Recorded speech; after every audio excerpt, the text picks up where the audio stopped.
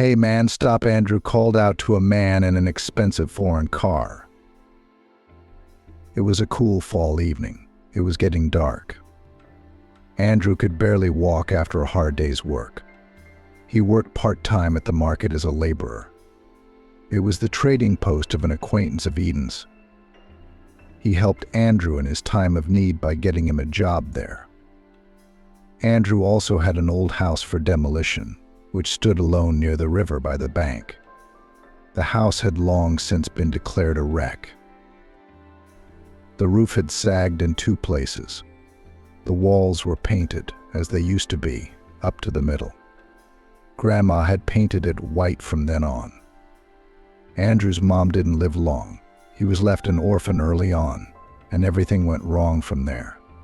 He just happened to be in the wrong place at the wrong time. He did time for the company. Then there was nothing to do. No job, no opportunity to study. Loneliness and the feeling that this world did not accept him soaked Andrew completely. Now he was just walking down the street, glad that soon the day would be over and he could fall into a peaceful sleep, forgetting about reality at least for a few hours. "Did you want something?" Andrew asked. He wasn't used to being approached by people like this. The man in the car was smooth-shaven. His hair slicked back, smeared with gel. He was wearing a black shirt, 2 buttons undone. And the cabin reeked of strong marine perfume. "Listen, I need to move one thing out of my house. An antique dresser. I'll pay you extra if you do it today. I promised mine a week ago, and she's flying in from Dubai today. If she sees this junk still in the house, I'll be in trouble." The man in the car smiled ironically. "Take it out where?" "Anywhere you want. You want it to the nearest dumpster. Maybe someone will need it. You just gotta haul it, you know. And don't scratch the parquet, of course. I don't have time to hire movers. I'm on my way to pick her up at the airport now." Andrew noticed that on the front seat of the car there was a gorgeous bouquet, apparently for an equally gorgeous woman. People live, he thought. And why is it that some people get everything and others get nothing? "All right, I can, of course." "Get in, then." The car stopped. Andrew sat in the back seat, noting that it was the first time he'd been in such an expensive car. "Who needs old junk? We should just get it out of the house. Like my girlfriend says, it makes her sad. It smells old. You can sell it, do whatever you want. It's all yours." Pulling up to the private home, Andrew marveled again at how luxuriously some people could live when he entered the hall. The rich man pointed to the antique furniture that clearly didn't fit in with the modern glossy ceramic interior. "I should get going now. Man, not in service but in friendship. I'll leave the keys with you. You throw them under the mat later." "Okay." "Aren't you afraid I'll steal something? You picked me up off the street?" Andrew asked. The rich man grinned and pulled a crumpled 500 rubles out of his pocket. "Here's your earnings." "Hey, thought I had some major cash." "It's all on the card." "Okay, that's enough, I guess." Andrew nodded modestly, accepting the payment. "I've got cameras everywhere, so I'm not afraid." "Oh, and you seem like a normal guy to me." "Thanks, buddy. See you later." The rich man almost ran back to the car. Andrew thought he must be very happy. He must be in such a hurry to see his wife. Suddenly there was a shout from inside the house. Help, it was a distinct female cry. Andrew thought there was someone inside. He rushed upstairs. He had to figure out who needed help in here. Maybe the maid had fallen down the stairs while hanging the curtains. Well, what else could it be? He ran into the room on the second floor from which the sound was coming and was dazed. By the large bed lay a very pale woman.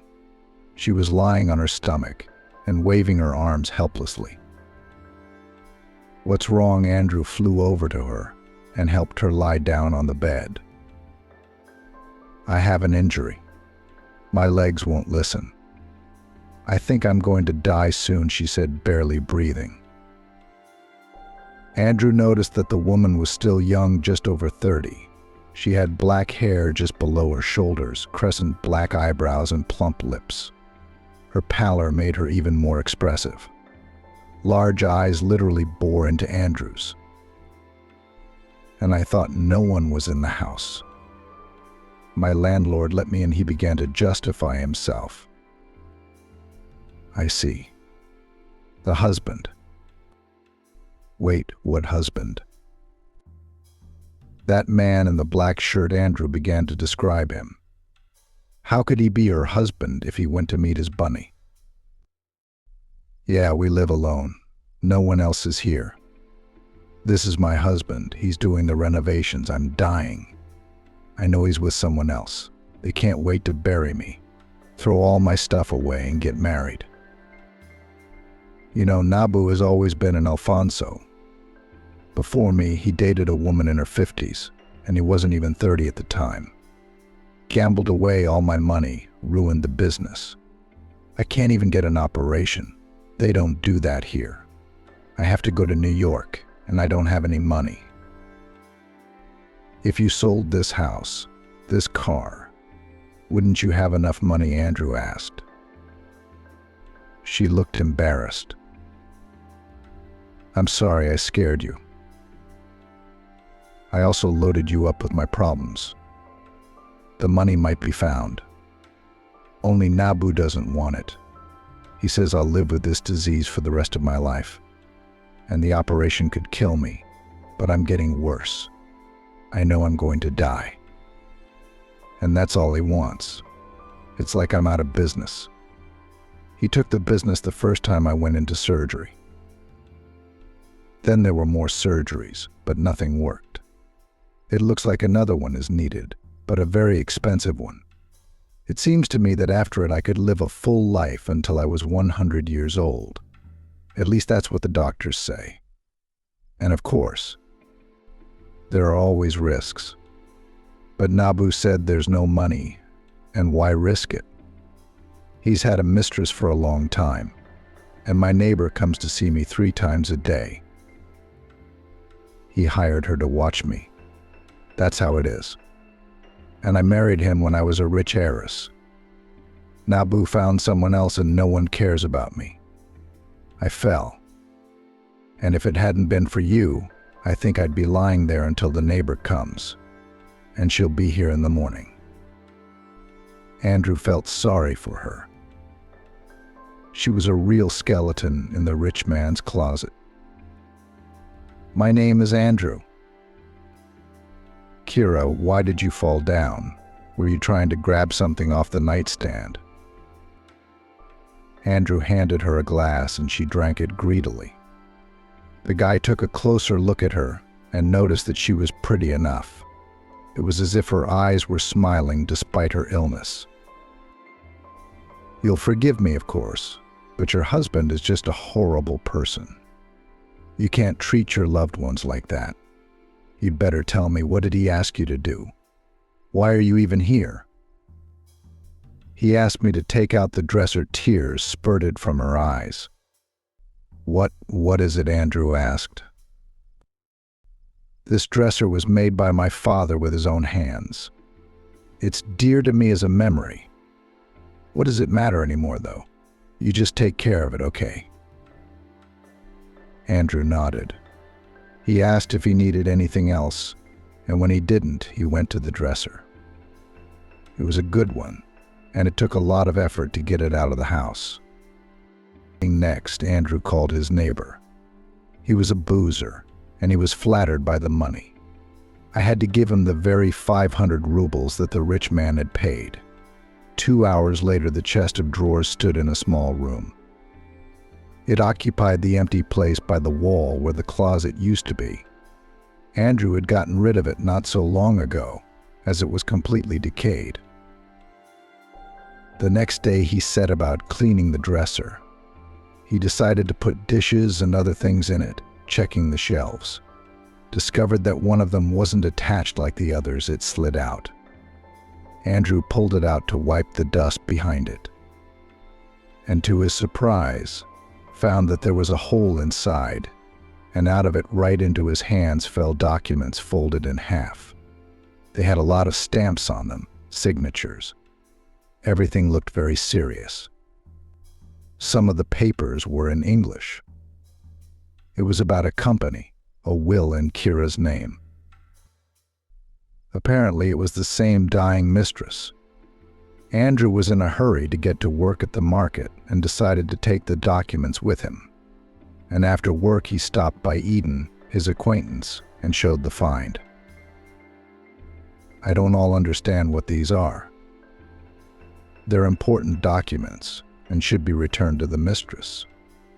Or maybe something like a long-expired warranty on a refrigerator. Andrew's friend was a man of literacy. He put on his glasses and read the papers. This went on for about half an hour. Andrew was getting bored by now. "Buddy, these are important papers. If you don't need them, I'd keep them." Andrew frowned. They didn't belong to him, after all. He couldn't just gift them. Besides, he knew Eden too well. If he wanted to keep them, then the papers were really valuable. "No, I'm sorry, I need them back. They're not mine after all." Eden nodded, shrugged. As he took the papers, Andrew felt his companion crumple, as if he didn't want to give them back. I had to pull them out of his hands. Andrew said goodbye and went on his way. But just as he was leaving, Eden caught up with him. "Wait, you're not going to get hurt. Say you lost them, and sell them to me for good money, 100,000. Buy yourself whatever you want." Andrew raised his eyebrows. "No, I told you you have to give it back.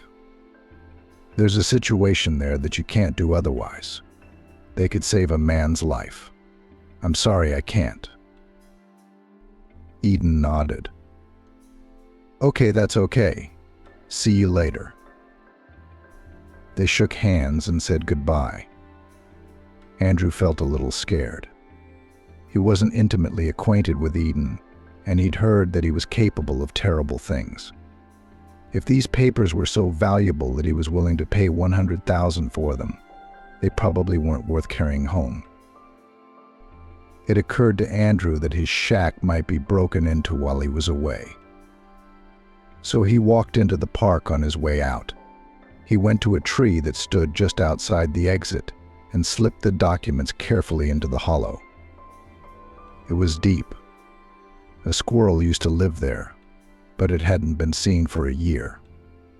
The hollow was big enough to put the folded papers inside. I don't think anyone would be coming in here anytime soon, and if they did, they'd probably be in possession of some pretty serious documents.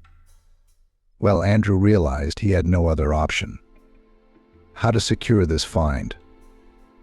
There were no friends or acquaintances he could trust with such a thing, and his house wasn't even locked. Andrew was barely making ends meet, and there was nothing to take from him. Until this afternoon.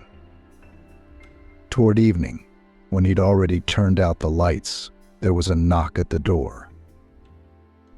"What do you want?" he asked gruffly, without opening it.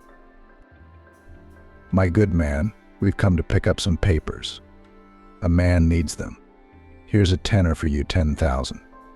Give me the papers, and we'll part in peace. If you don't give it to me nicely, we'll find it and take it anyway. So you'll be beaten sad, without money and without papers." Andrew realized he couldn't get away from Eden.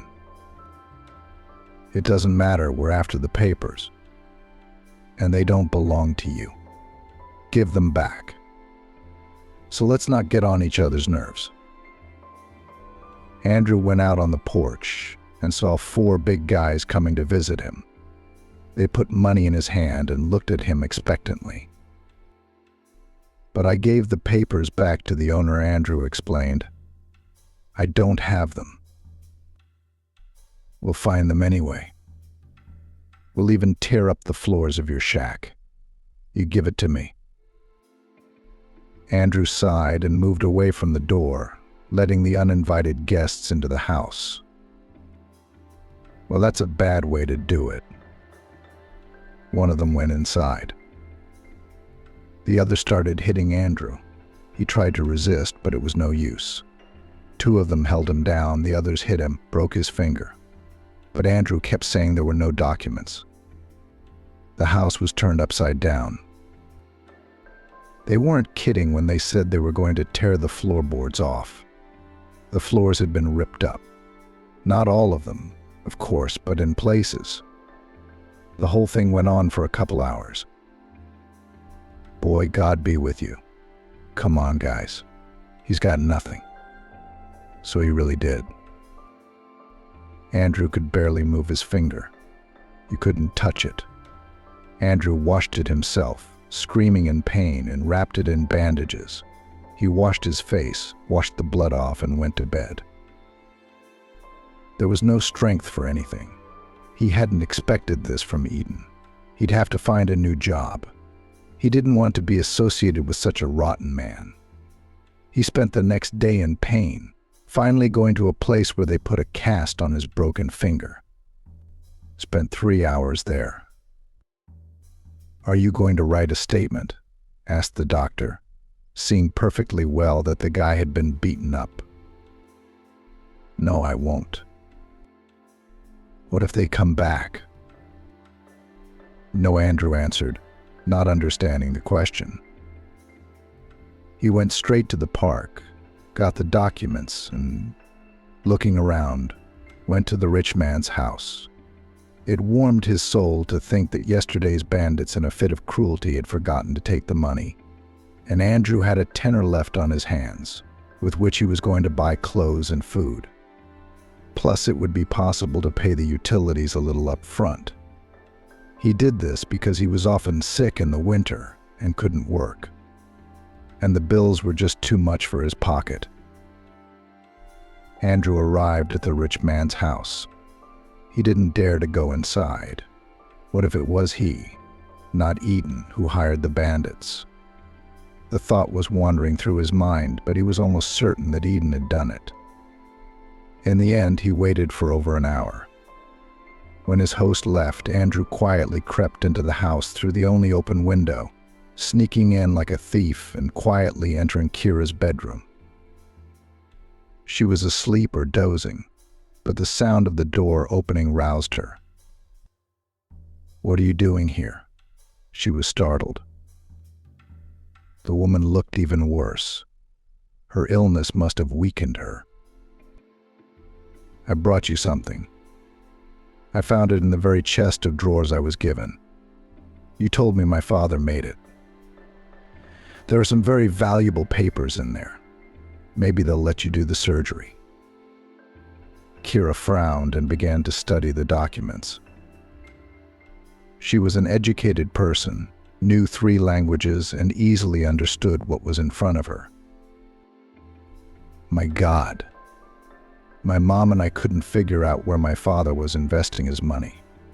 We'd forgotten about it. He was rich. When he died, all he left behind was this house and the company. But there was obviously more money. That's where it was. And that's why he always told me to keep this dresser and keep it clean. Kira continued. I knew I'd find the papers. He always had a lot of enemies, and he was afraid to advertise that he was so rich. Even his will didn't reflect the whole truth. Here they are. My God, that's a lot of money. And it's already here.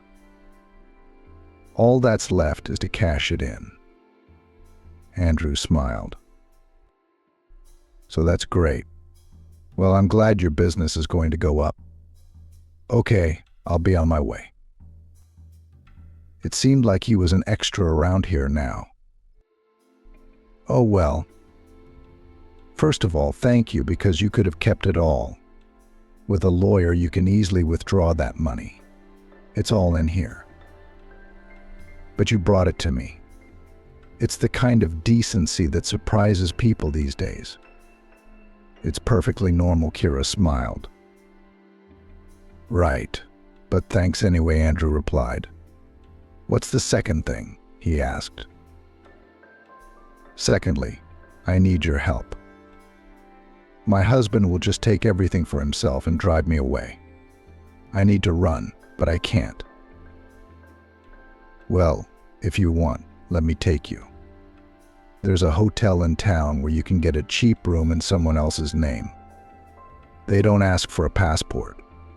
If you want, I'll take you there and keep an eye on you. Then you can withdraw the money and finally go to the clinic. Yeah, that's a good idea. You'd be a lifesaver. But I can't go by myself, and I don't have any money yet. I'll have some. Andrew smiled. Kira's muscles tensed. Did you feel like you got beat up? Did something happen? Andrew said that first he showed the papers to a comrade, and he sent bandits for his soul. You're a hero. Really. That's not just common decency anymore. You sacrificed yourself. You know, I won't be in your debt, honestly. Oh, come on. I'm not here to ask for a handout. I'm here to help a man in need. And that's not heroic. Although I can see why you're surprised. Your husband, by all accounts, is not a very decent man. He's not, she said. Andrew helped her up. He gathered up the things she pointed out. It turned out to be 2 heavy bags. But Kira took everything she needed. She wrote a note to her husband saying she was leaving for the hospice, didn't want to get in the way of building a new life for him, and asked him not to look for her. He had to buy it. Half an hour later, Kira walked into the hotel with Andrew. They introduced themselves as husband and wife. Andrew explained that his spouse was ill and he would be taking care of her, said that he was passing through town and had invented a beautiful and creative profession as sculptor. Nobody knows famous sculptors by sight, and creative people often look unpleasant. It's inherent in their personality. So Andrew's scruffy appearance didn't arouse suspicion. They chatted sweetly with the concierge and were soon alone in the room. There's no one to look after you now. Do you want me to stay? He asked. It was awkward. He only now realized that she needed care. He needed to help her go to the bathroom, take a shower. It's nothing. I'll try to do it myself. No, I'll stay, he said seriously. They talked about life all evening. Andrew talked about his mother, about how hard it had been without her. And suddenly he realized that he was very lonely. And so was Kira. Her parents were long gone. Laurel had gotten involved with the wrong man in search of intimacy and now had to suffer for her choice. They had married Nabu, and she'd had health problems afterward. One surgery, another. In the end, in the 4 years, while the business was completely in his hands, they lost all income. They had to lay off employees and sell the office. Now, what was left of the business was just making ends meet. When the doctors said they could do a surgery that would normalize everything, I was happy. I was so tired of this medicine. What's wrong with you? Andrew asked. Is it something with your thyroid? I don't want to bore you with the details. But there is a way to get back to normal. If I have time, if it's not too late. Nabu flatly refused, said it was dangerous. He wanted children, and this operation, if unsuccessful, could put me off childbirth. And besides, there's always the possibility that I might not survive the operation. Yeah, anesthesia's a risk. But you're still ready? I'm ready for anything. I want to live. He took her hand. A complete stranger, a casual acquaintance, suddenly became so close. They spent the next 5 days together. Andrew bought her a cell phone, paid for her hotel out of his own money, brought her food. Meanwhile, Kira found a lawyer who helped her cash out some of the money. Once she had the money in hand, she decided to help Andrew. After all, he had told her the conditions in which he lived almost on the street, in an emergency house that could collapse any day. She realized that she had to help him, but she didn't know how he wouldn't take money. In the end, she paid him for the room she lived in for 2 months in advance. It included 3 meals a day. I also made a card in his name and put a considerable amount of money on it. Don't scold me, please. Tomorrow I'm leaving for the capital. I've already arranged everything. I left you something here. You spent the last of it on me. I don't know where you got it when you weren't working. I want you to have a roof over your head, to be warm and fed. And this card, the money on it, is yours. I know it's inconvenient for you, but please take it, because I owe you. Andrew shook his head. Oh, come on. I'm not taking anything from you. Listen to me. I'm going to have major surgery, and I'd be worried if I knew you were back in a wreck. You can't do that. The doctors don't recommend it, and you're practically living on the street. Kira hugged him. Andrew didn't say anything. He just didn't know how to react. Money, of course, in his situation was not superfluous, but he did not want to take it. It was hard to refuse now, so he just kept silent. The cab will be here soon. I need you to help me get there, she smiled. And he suddenly realized that Kira was far more attractive than any woman he'd ever met. She was wearing no makeup, no clothes. Okay, we'll talk about it when you get back, but I'm not taking the money. Although since you paid for the room, I think I'll stay here. That's fine. He put her on a plane and went back to the hotel. It was empty without her. Kira called tonight. Can you imagine not having surgery?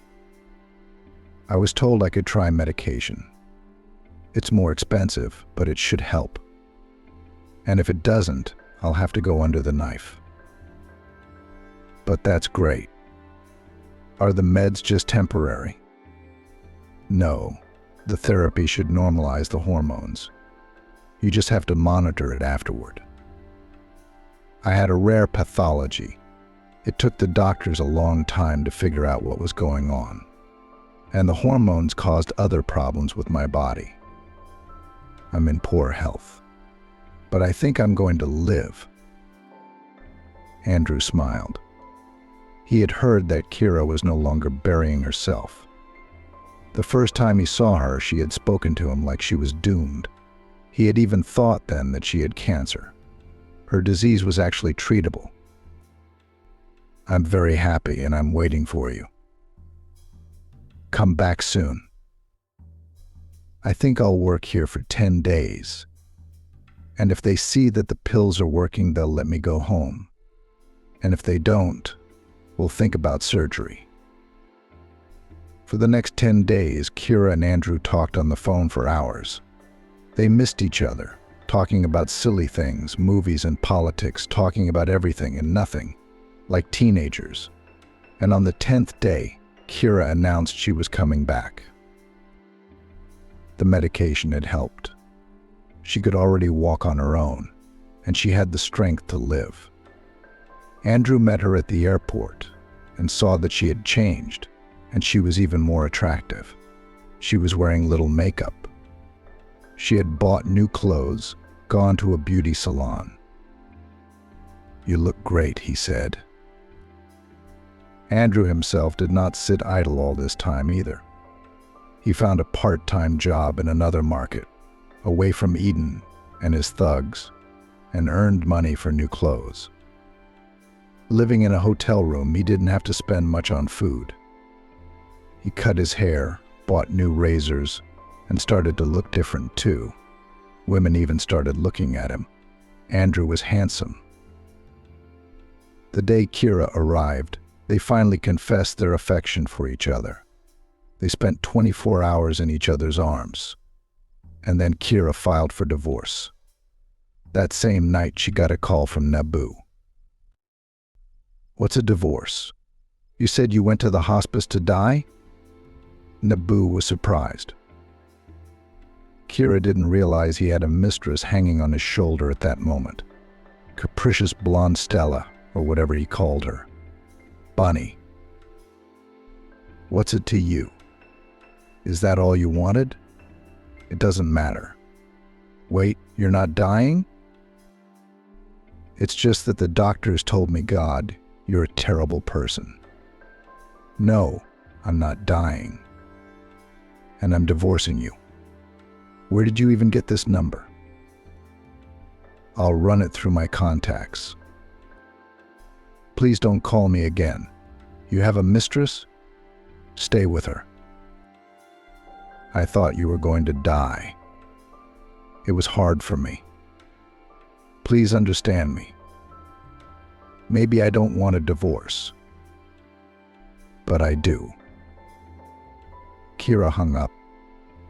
Wow, what revelations. He lied to her that she wasn't going to die, she thought. Naboo had a serious conversation at that very moment. "You don't want a divorce. What are you talking about?" The blonde pouted her lips. "Stella, honey, I just didn't want to divide the property. This house was given to her by her parents. The court will leave it to her, and the company's almost defunct. I mean, we'd be left with nothing. It's not good for us. Maybe she'll die after all. We just have to drag out the divorce." I tried to talk her out of it. At that moment, Stella felt she might lose him, and he was still very attractive in her eyes. "That's good, because soon there will be 3 of us." What Naboo was surprised. He stared at her with blue eyes, not knowing how to react. "I'm pregnant. I didn't want to tell you, but I thought you should know. It's still small, but the ultrasound confirmed it. I'm in my first semester." "It's called a trimester," he corrected her and hugged her gently. Naboo dreamed of children.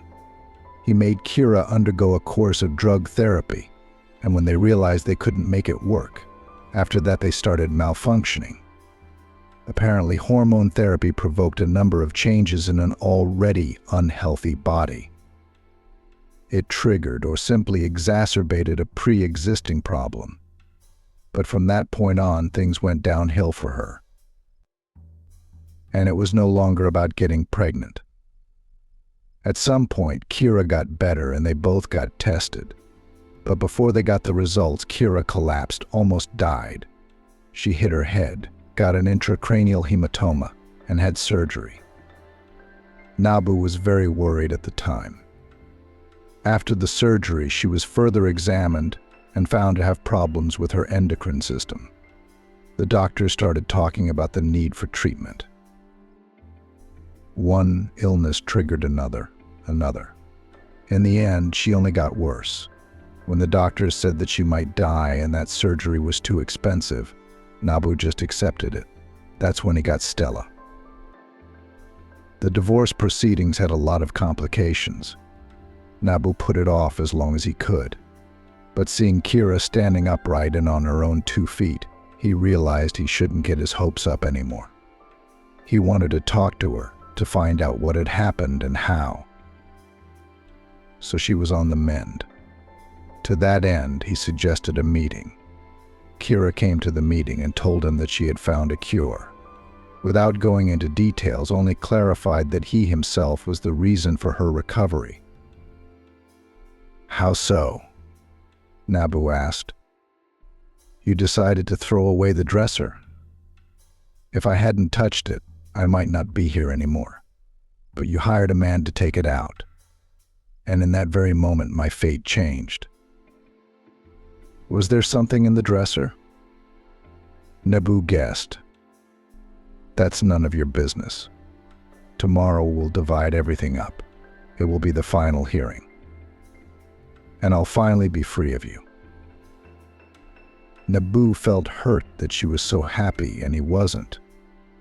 Stella was pushing him, saying she wanted a lavish wedding dress, even though Nabu hadn't even proposed to her. In the courtroom, Kira honestly told what horror she experienced, hearing that in the next room her husband is having fun with another. Under those circumstances, the court should definitely find that the spouse hardly deserved to get anything. Nabu realized he was about to be left holding his nose and took the floor. "Yes, I met someone, but I always kept an eye on my wife and her nurse. I'm a human being too. I have needs for love and care too. And it's not my fault that I fell hard in love with someone else, but I didn't dare leave my dying wife. Those are the circumstances. I'm sorry you heard everything. But I didn't think it would turn out this way," he said fidgetily. "And now we're expecting a baby. I just want a divorce. And let them judge us fairly." "You can't have children," Kira said. "Nabu, when did we get tested?" "The doctor sent me the results. I wasn't well at the time. I had an operation and I forgot to tell you. We never talked about it again. You're infertile. So if I were you, I'd check with my mistress to find out who the father is." Stella wasn't in the courtroom. The judge sighed as she looked at Nabu. And soon the verdict was in. Nabu got the crumbs, in fact, only what he had earned himself. Everything was left to Kira. Back home, Nabu had a drink. Stella came home late at night, and she smelled of alcohol too. Me and my girlfriends had a drink. I had a couple of drinks, honestly. It won't harm the baby. Pregnant women can have a little alcohol. Don't worry about it, she said. You know what? I'm infertile, he said. His words came out of the blue. It was followed by a dead silence. Stella stood still and then sat down quietly beside him. And I didn't know whose baby it was. Was it? No baby. I thought I was pregnant, but I wasn't. I didn't want to upset you later. I thought I could still get pregnant. You wanted a baby so badly, didn't you? Nabu realized it was all a deception. She had originally just wanted his money. She wanted him to provide for her. I see. But pack your things. I don't want to see you again, he said. Stella raised her head proudly. She packed up and left in a cab. But she hoped he'd come to his senses. At that time, Kira and Andrew moved together into a small apartment in the center of the city. Kira soon sold the house and used the money to buy a new place. The most difficult memories were connected with that house: the death of her parents, her illness, and thoughts of her imminent demise. She decided to start over, and Andrew proposed to her, and she was about to take his last name. She was preparing to become Kira Johnson, looking for a dress. Andrew, on the other hand, was working at her new company, which she'd started not too long ago. She was feeling much better, so she went into business for herself. Unlike Nabu, Kira knew how to run a business. She was the only child in the family, and her father had accustomed her to labor, taught her all the basics.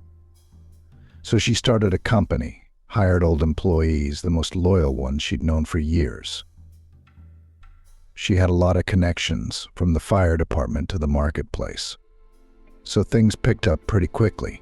However, she was still undergoing treatment and was now able to exercise. She had more strength, but the treatment continued. And Kira took care of herself, shifting some of her responsibilities to Andrew. He began to wear business suits and realized that they suited him very well. The job was going well. He easily found a common language with people because he looked great in expensive suits, communicated with everyone as a simple man, wise in life, kind and understanding. Everyone loved him. In the new firm, Kira, looking at him, realized that she was not mistaken. She was in love. A couple months later, there was a knock on her door. Stella came to her. "You don't know me," she began. "I've come to talk about Andrew. I call him Nicholson. That's the way I like to say it. I'm sorry." Kira smiled incomprehensibly. "What did you want?" she asked. "I came to tell you that I had an affair with your husband a couple weeks ago. We only spent 2 hours together and he left me for you. He said he loved you. So you take care of him. And I've come to tell you that I've lost and I'm leaving for good." Stella walked away, leaving Kira feeling confused. She was tired of waiting for Naboo to come back and decided to take one last shot at the one who had caused the whole thing to fall apart. She couldn't just leave it at that. She should have told him he was infertile. What did she care? He didn't know. And they weren't getting a divorce. Stella saw everything as Naboo's ex-wife. When she realized it was over, she decided to get revenge. Thankfully, Kira had never seen her husband's mistress. She was bedridden, but telling her all this. Stella went to celebrate her victory. Let her be alone, but her rival wouldn't be happy either. Kira, on the other hand, just sat down on the couch and began to reminisce. Andrew had stayed late at work twice. Right around the time she'd said "so it's true," Kira started to think she saw a chill on his part. He was turning away from the wall, citing a cold. Was he afraid of infecting her, or was he ashamed of cheating on her? What did she know about him anyway? They trusted each other blindly. Kira could barely wait for him to come over and spilled everything the blonde had told her to him in a heartbeat. "I don't know what you're talking about. I didn't have anyone else, just you. I mean, why would I want someone else? It never even crossed my mind. I love you," he said. "Just admit it, please. I promise to think about forgiving you." "Why would you trust a stranger and not me? Have I given you a reason not to trust me?" Andrew was getting angry. What's going on? Some girl just told her all this crap. "I don't know you," she said. She was scared. Having married Naboo at one time, it seemed like forever. She had trusted him, and when she heard he was with another right behind the wall when she was in this state, she wanted to die. Of course, it hadn't gone away. And now Laurel began to doubt everyone, didn't trust anyone anymore.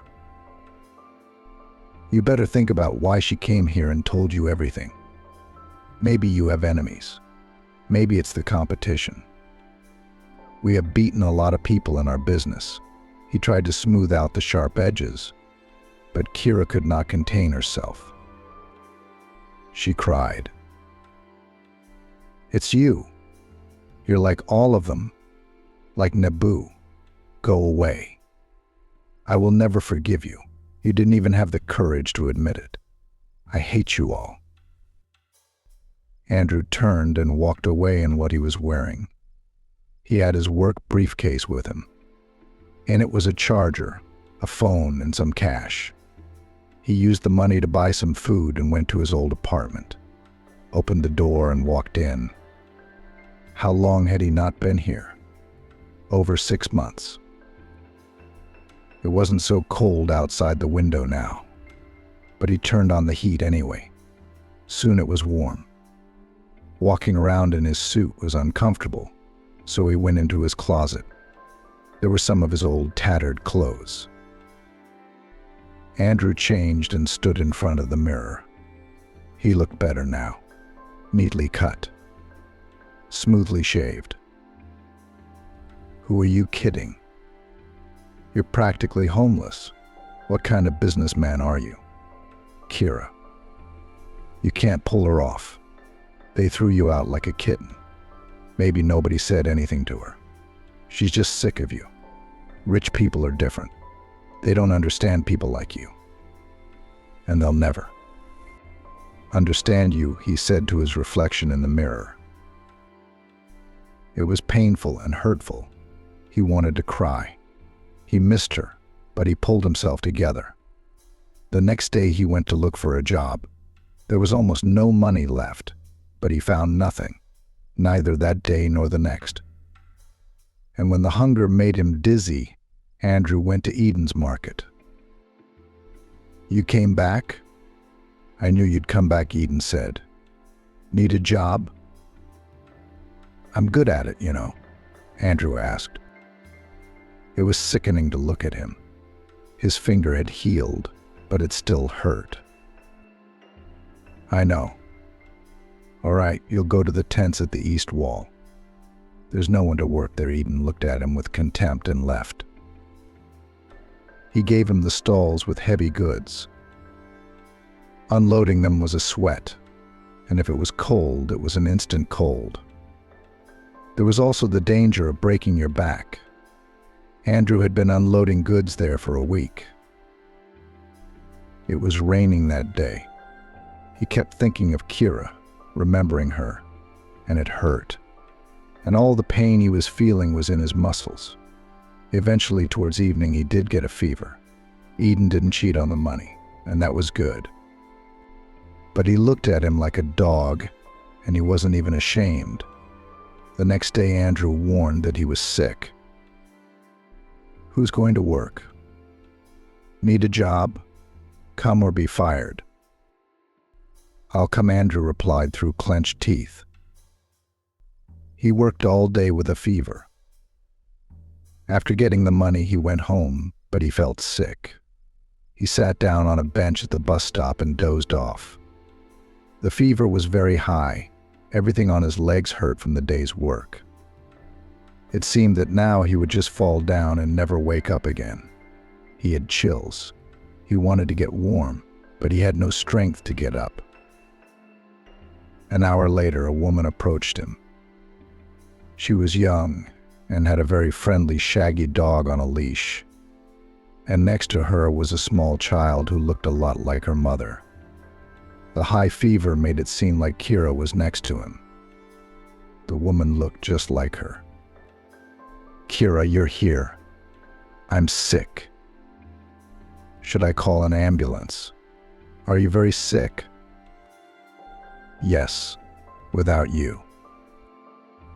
The stranger felt that he didn't smell of alcohol, only of Ziva's vodka. It was his only medicine that day.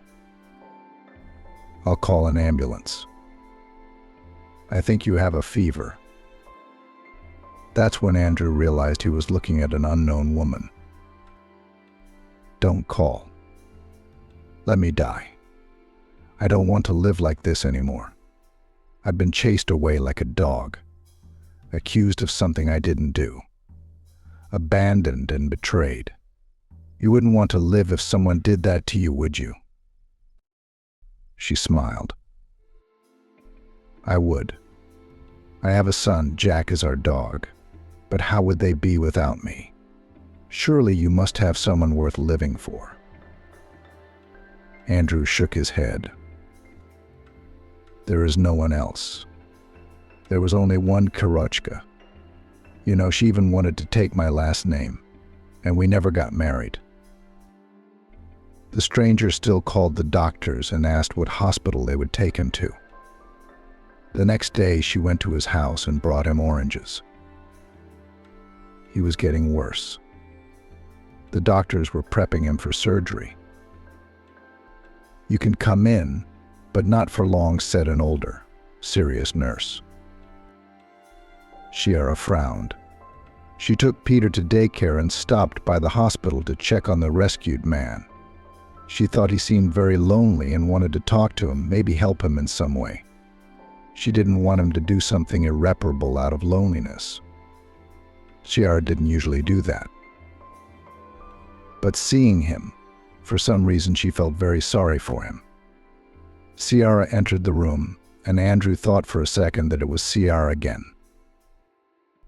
"God, you look just like her," he said, and it hurt inside. Andrew could barely breathe. He was very weak. "I came to see you. You gave me a big scare last night when you said you didn't want to live. You're young, you'll get better. If you need help, you can have my phone number. I can help you with a job. I don't have much money. I work as an elementary school teacher. But if you need medicine, I'll help and feed you. You know, it's not pity. It's just that I've had a hard time, too. My husband left me alone with a baby. He was only 4 months old. I grew up in an orphanage. My parents abandoned me, and I'm all alone in the world, too." Andrew listened to her, confused. "I won't be able to write down your number. My cell phone was dead. I didn't have a charger with me. I never made it home. But if I survive, I'll be here. Come and talk to me. If I'm alive, maybe I can help you in any way I can. You know, help you with the dog, as usual. I mean, you saved my life last night. I owe you one. My name is Ciara." Andrew Ciara smiled. "Then I'll come by again. You're going to live. The doctors told me it's nothing serious." She lied. Andrew believed her, and he was relieved. An hour later, they drained the fluid from his lungs. He was lying in his room, coming off the anesthesia, when the thud of heels hitting tile in the hospital corridor. It was Ciara, who had heard that Andrew was in the hospital and was on her way to visit him. When she found out she was pregnant, the thoughts in her head changed. Who was that woman? And what did she want anyway? By chance, she met Nabu on the street. He said he missed her, that he'd chased away an ex who'd lied to him about the baby. "You wouldn't happen to have a picture of her, would you?" Ciara asked. A thought crept into her head. What if she was the one who came by?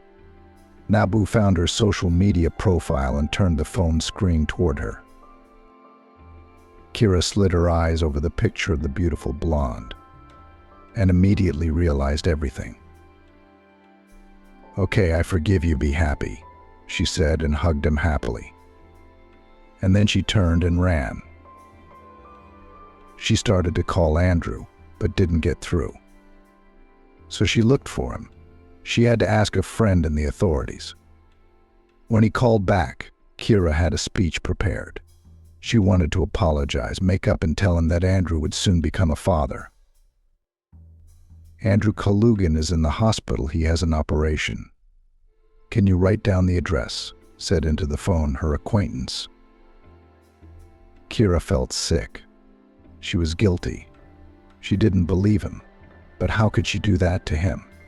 And without her, he was sick. Ciara rushed to him so fast she almost had an accident. She kept telling herself everything would be all right. When she was allowed into the room, Andrew was just coming out of anesthesia.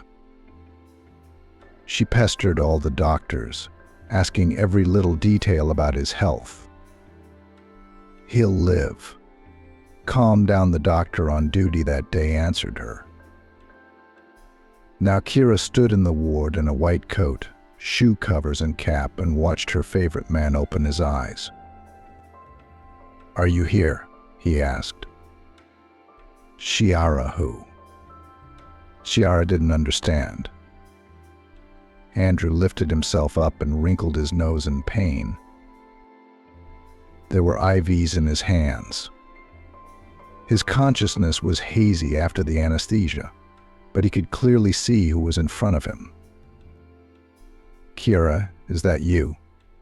And Chiara? She was just walking by and called me an ambulance. I never cheated on you, he said. A hurt Chiara cried. I know. I must have been going through some hormonal changes.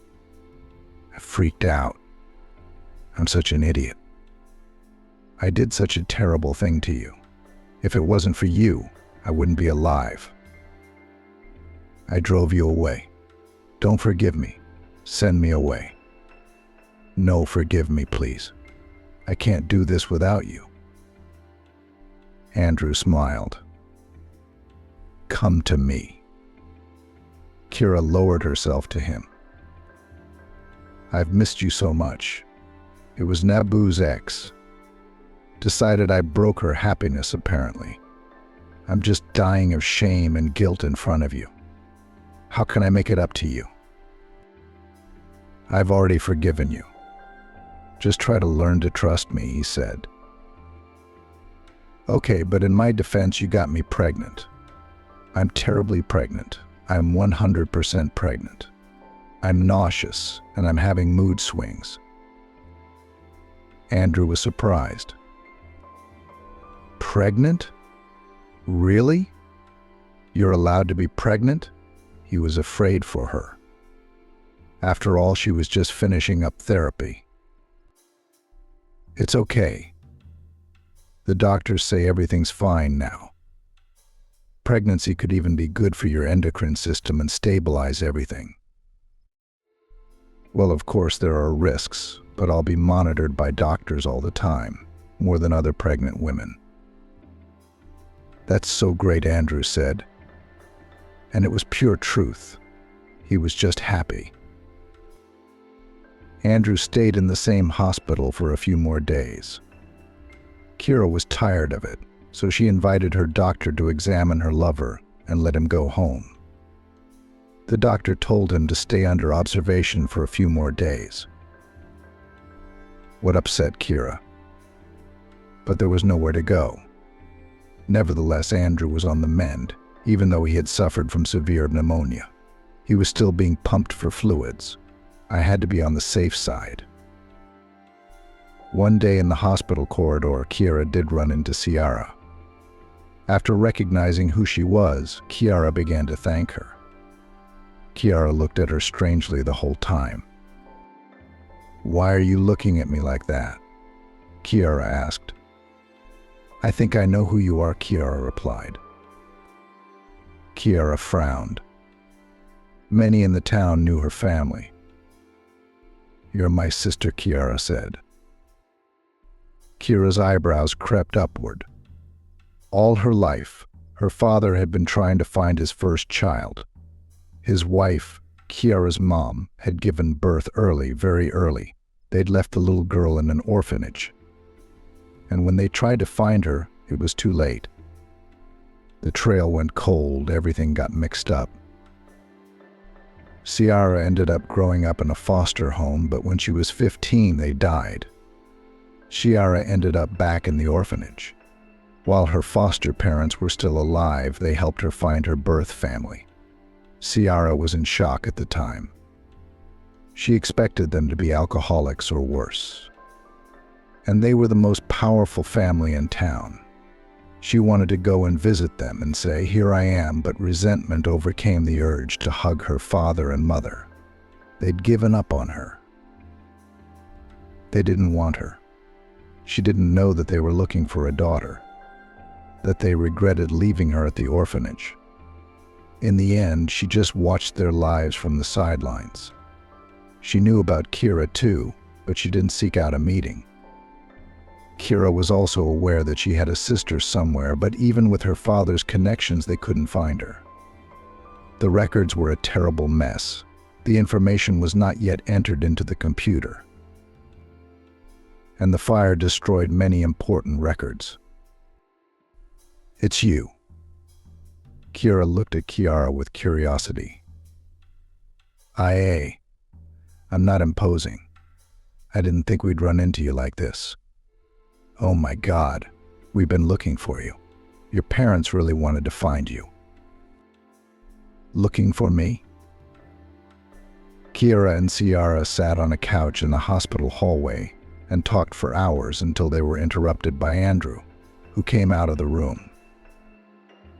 When he appeared, Kira and Ciara began to tell him that they were sisters.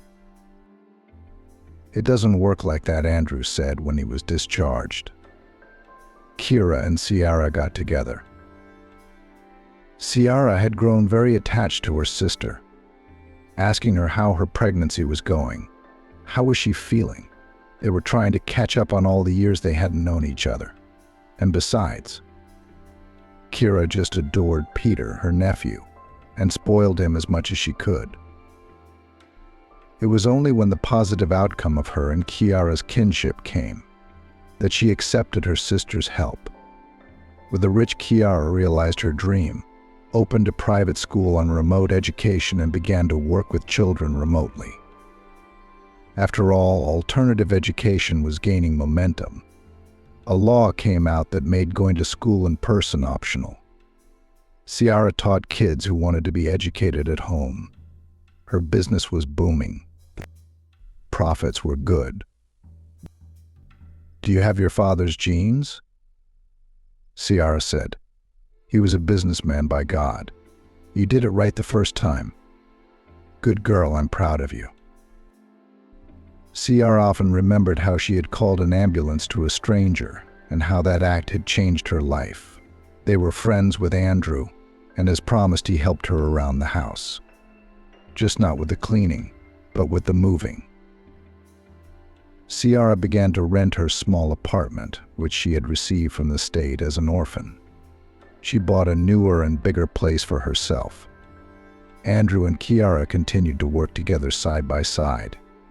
Kira long blamed herself for that act and was afraid of losing him.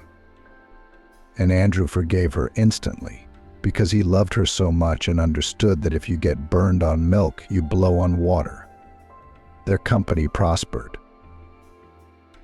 Nabu disappeared from Kira's life forever. He moved abroad to his relatives and started his life all over again.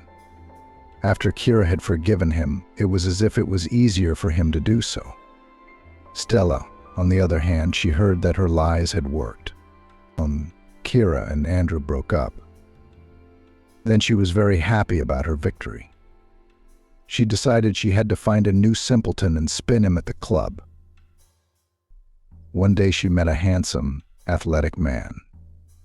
She didn't know what kind of man he was, and soon Stella realized that she was actually pregnant. Her boyfriend did not want a child and was not going to get married. He was from a criminal family and threatened to kill her if she demanded anything from him. She didn't know there were such violent people. She got scared and went in for an abortion. But they told her that the term was too long and there were contraindications. She had to give birth. Stella agreed that she would give the baby to a childless couple, but after giving birth, she realized that she could not. She was left alone with a baby in her arms. She became very healthy, eating sweets to nourish her loneliness and longing. Her parents helped her. Soon she had to get a job as a saleswoman in a local store. No more decent men looked at her, but she was happy in her own way. She had a son she loved. Andrew and Kira also had a long-awaited daughter. They named her Alina, and while Kira was on maternity leave, all the work fell on Andrew's shoulders. He forgot that once worked for Ignatius. Therefore, meeting him in his office was extremely surprised. But Ignatius was even more surprised. He had come to the local businessman to agree to cooperate. Ignatius' business was hanging by a thread, and only cooperation with a company like Andrew and Kira's could stabilize his business. I take it you can't help me. But you can't mix business and personal. You're a professional, Andrew. Besides, I've helped you out plenty of times. Remember, we've had our moments. Let's put the past behind us, and you just listen to what I have to say. And make your decision like a professional, not a marketer. Andrew realized that Ignatius was trying to butter him up. He rubbed the finger that had once been broken at the suggestion of his comrade. How am I supposed to do business with a man who hired big-amassed men to beat me up? I don't want to do business with you. Go away and stay out of my sight. Well, when you go broke again, don't ask me for a job, Ignatius said. Leaving, I will not come. Now the territory of the market will belong to me. Ignatius realized that it was Andrew who had bought the territory, and he had in fact come to the one who had ruined his modest business. Andrew had no intention of doing this intentionally. The deal had been handled by Kira even before her maternity leave. Ignatius was only a tenant and the firm was expanding. The plan was to buy a plot of land for trading and renting out, and the market area was just right. Ignatius left and Andrew never saw him again. He and Kira expanded the business and now dreamed of a son, so that little Elena was not bored. And besides, Andrew had always dreamed of a large family.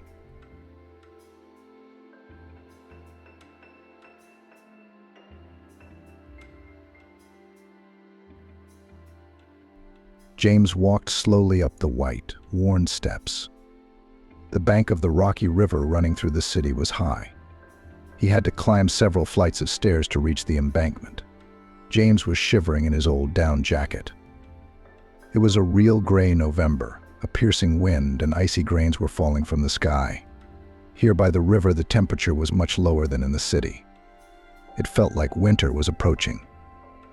James pulled his knitted hat over his ears. There was no way he was going to get sick. If he went to bed, he wouldn't be able to pay for a bed at the hostel.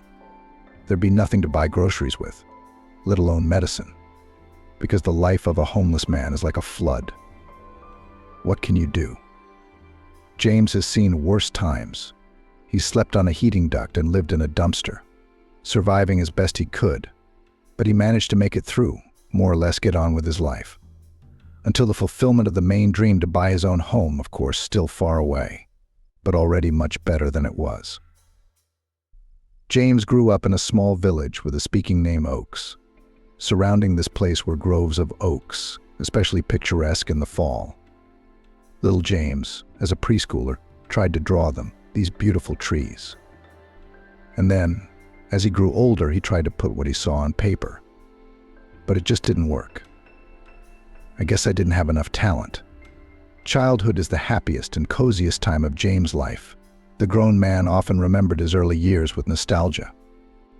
And it's not even that. At that time he had a roof over his head, his own bed with clean linen, a guaranteed bowl of soup every day. It's that he was loved then.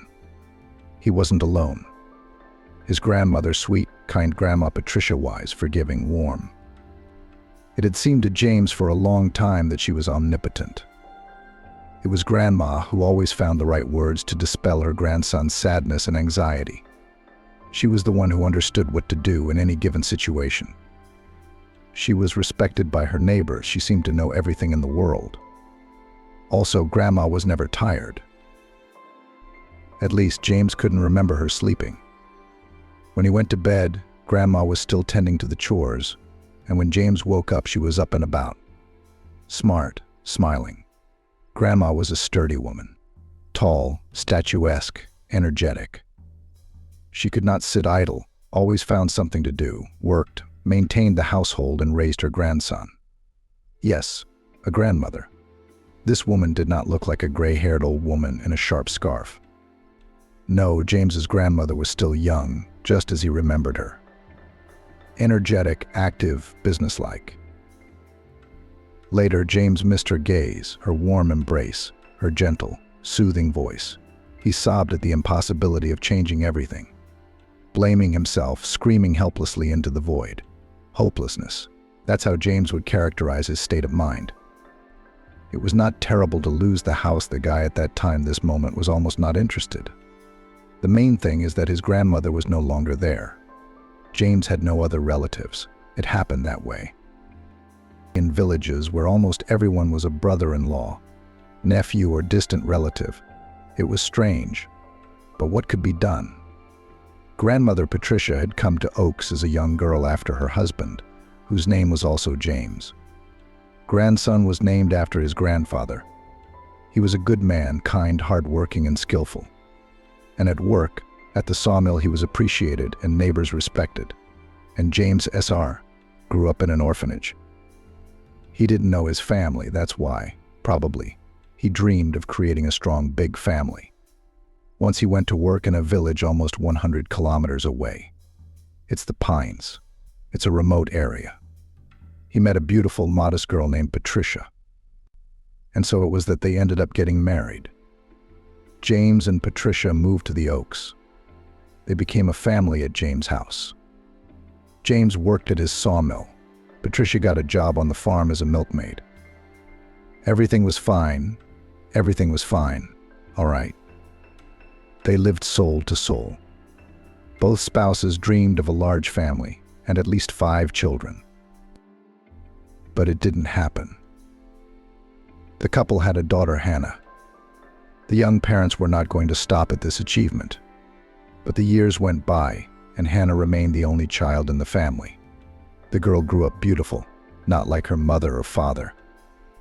They were simple country folk, but this was white bone. Fine features, fragile figure, huge violet eyes and golden curls. A princess, indeed. The locals joked about whether Patricia had fattened up such a beauty somewhere in the city. But James had no doubts about his wife's fidelity. The man didn't know his own family and rightly assumed that his daughter had taken after one of his relatives. This was most likely the case. The girl's character matched her appearance. She was smart, capricious, self-loving. And when Hannah grew a little older and realized that she had an attractive appearance, she became proud. Hannah had simple and hardworking parents. Their family lived no worse or better than anyone else.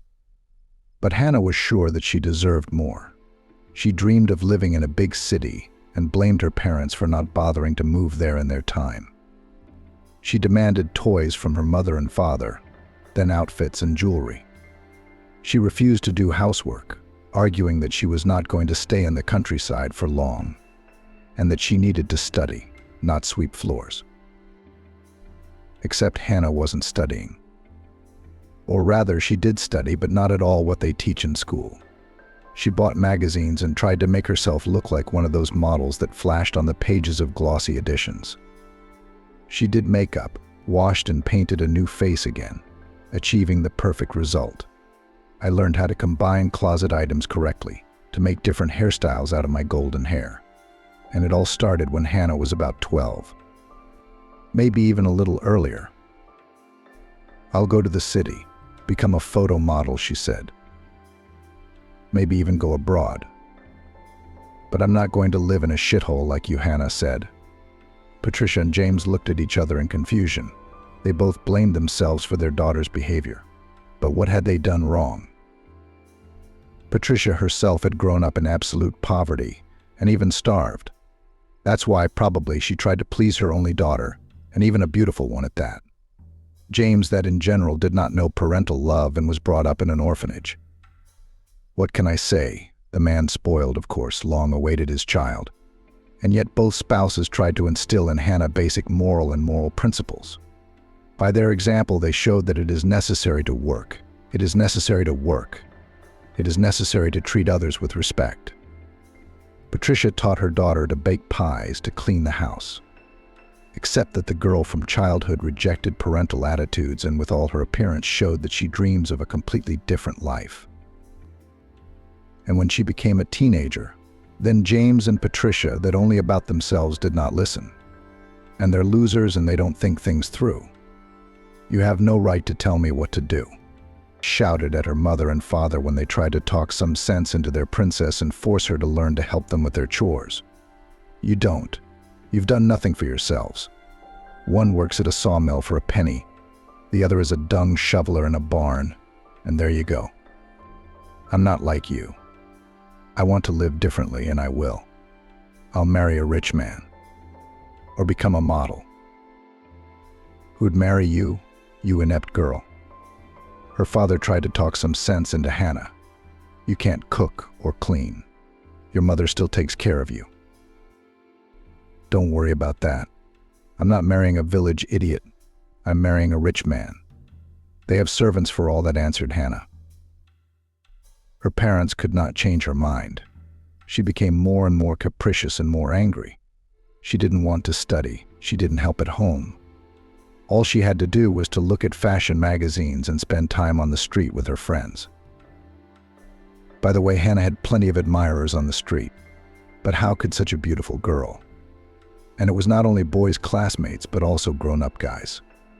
That's what scared Patricia the most. They had conversations with her daughter. She just laughed in their faces. James tried to be tough, locking his wayward daughter up at home to keep her out of trouble.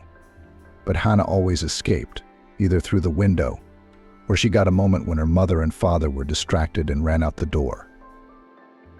She wanted company, wanted to see admiring glances, to hear compliments. All this fueled her faith in herself, her confidence in her own irresistibility, even more convinced that she was worthy of some mythical, better life.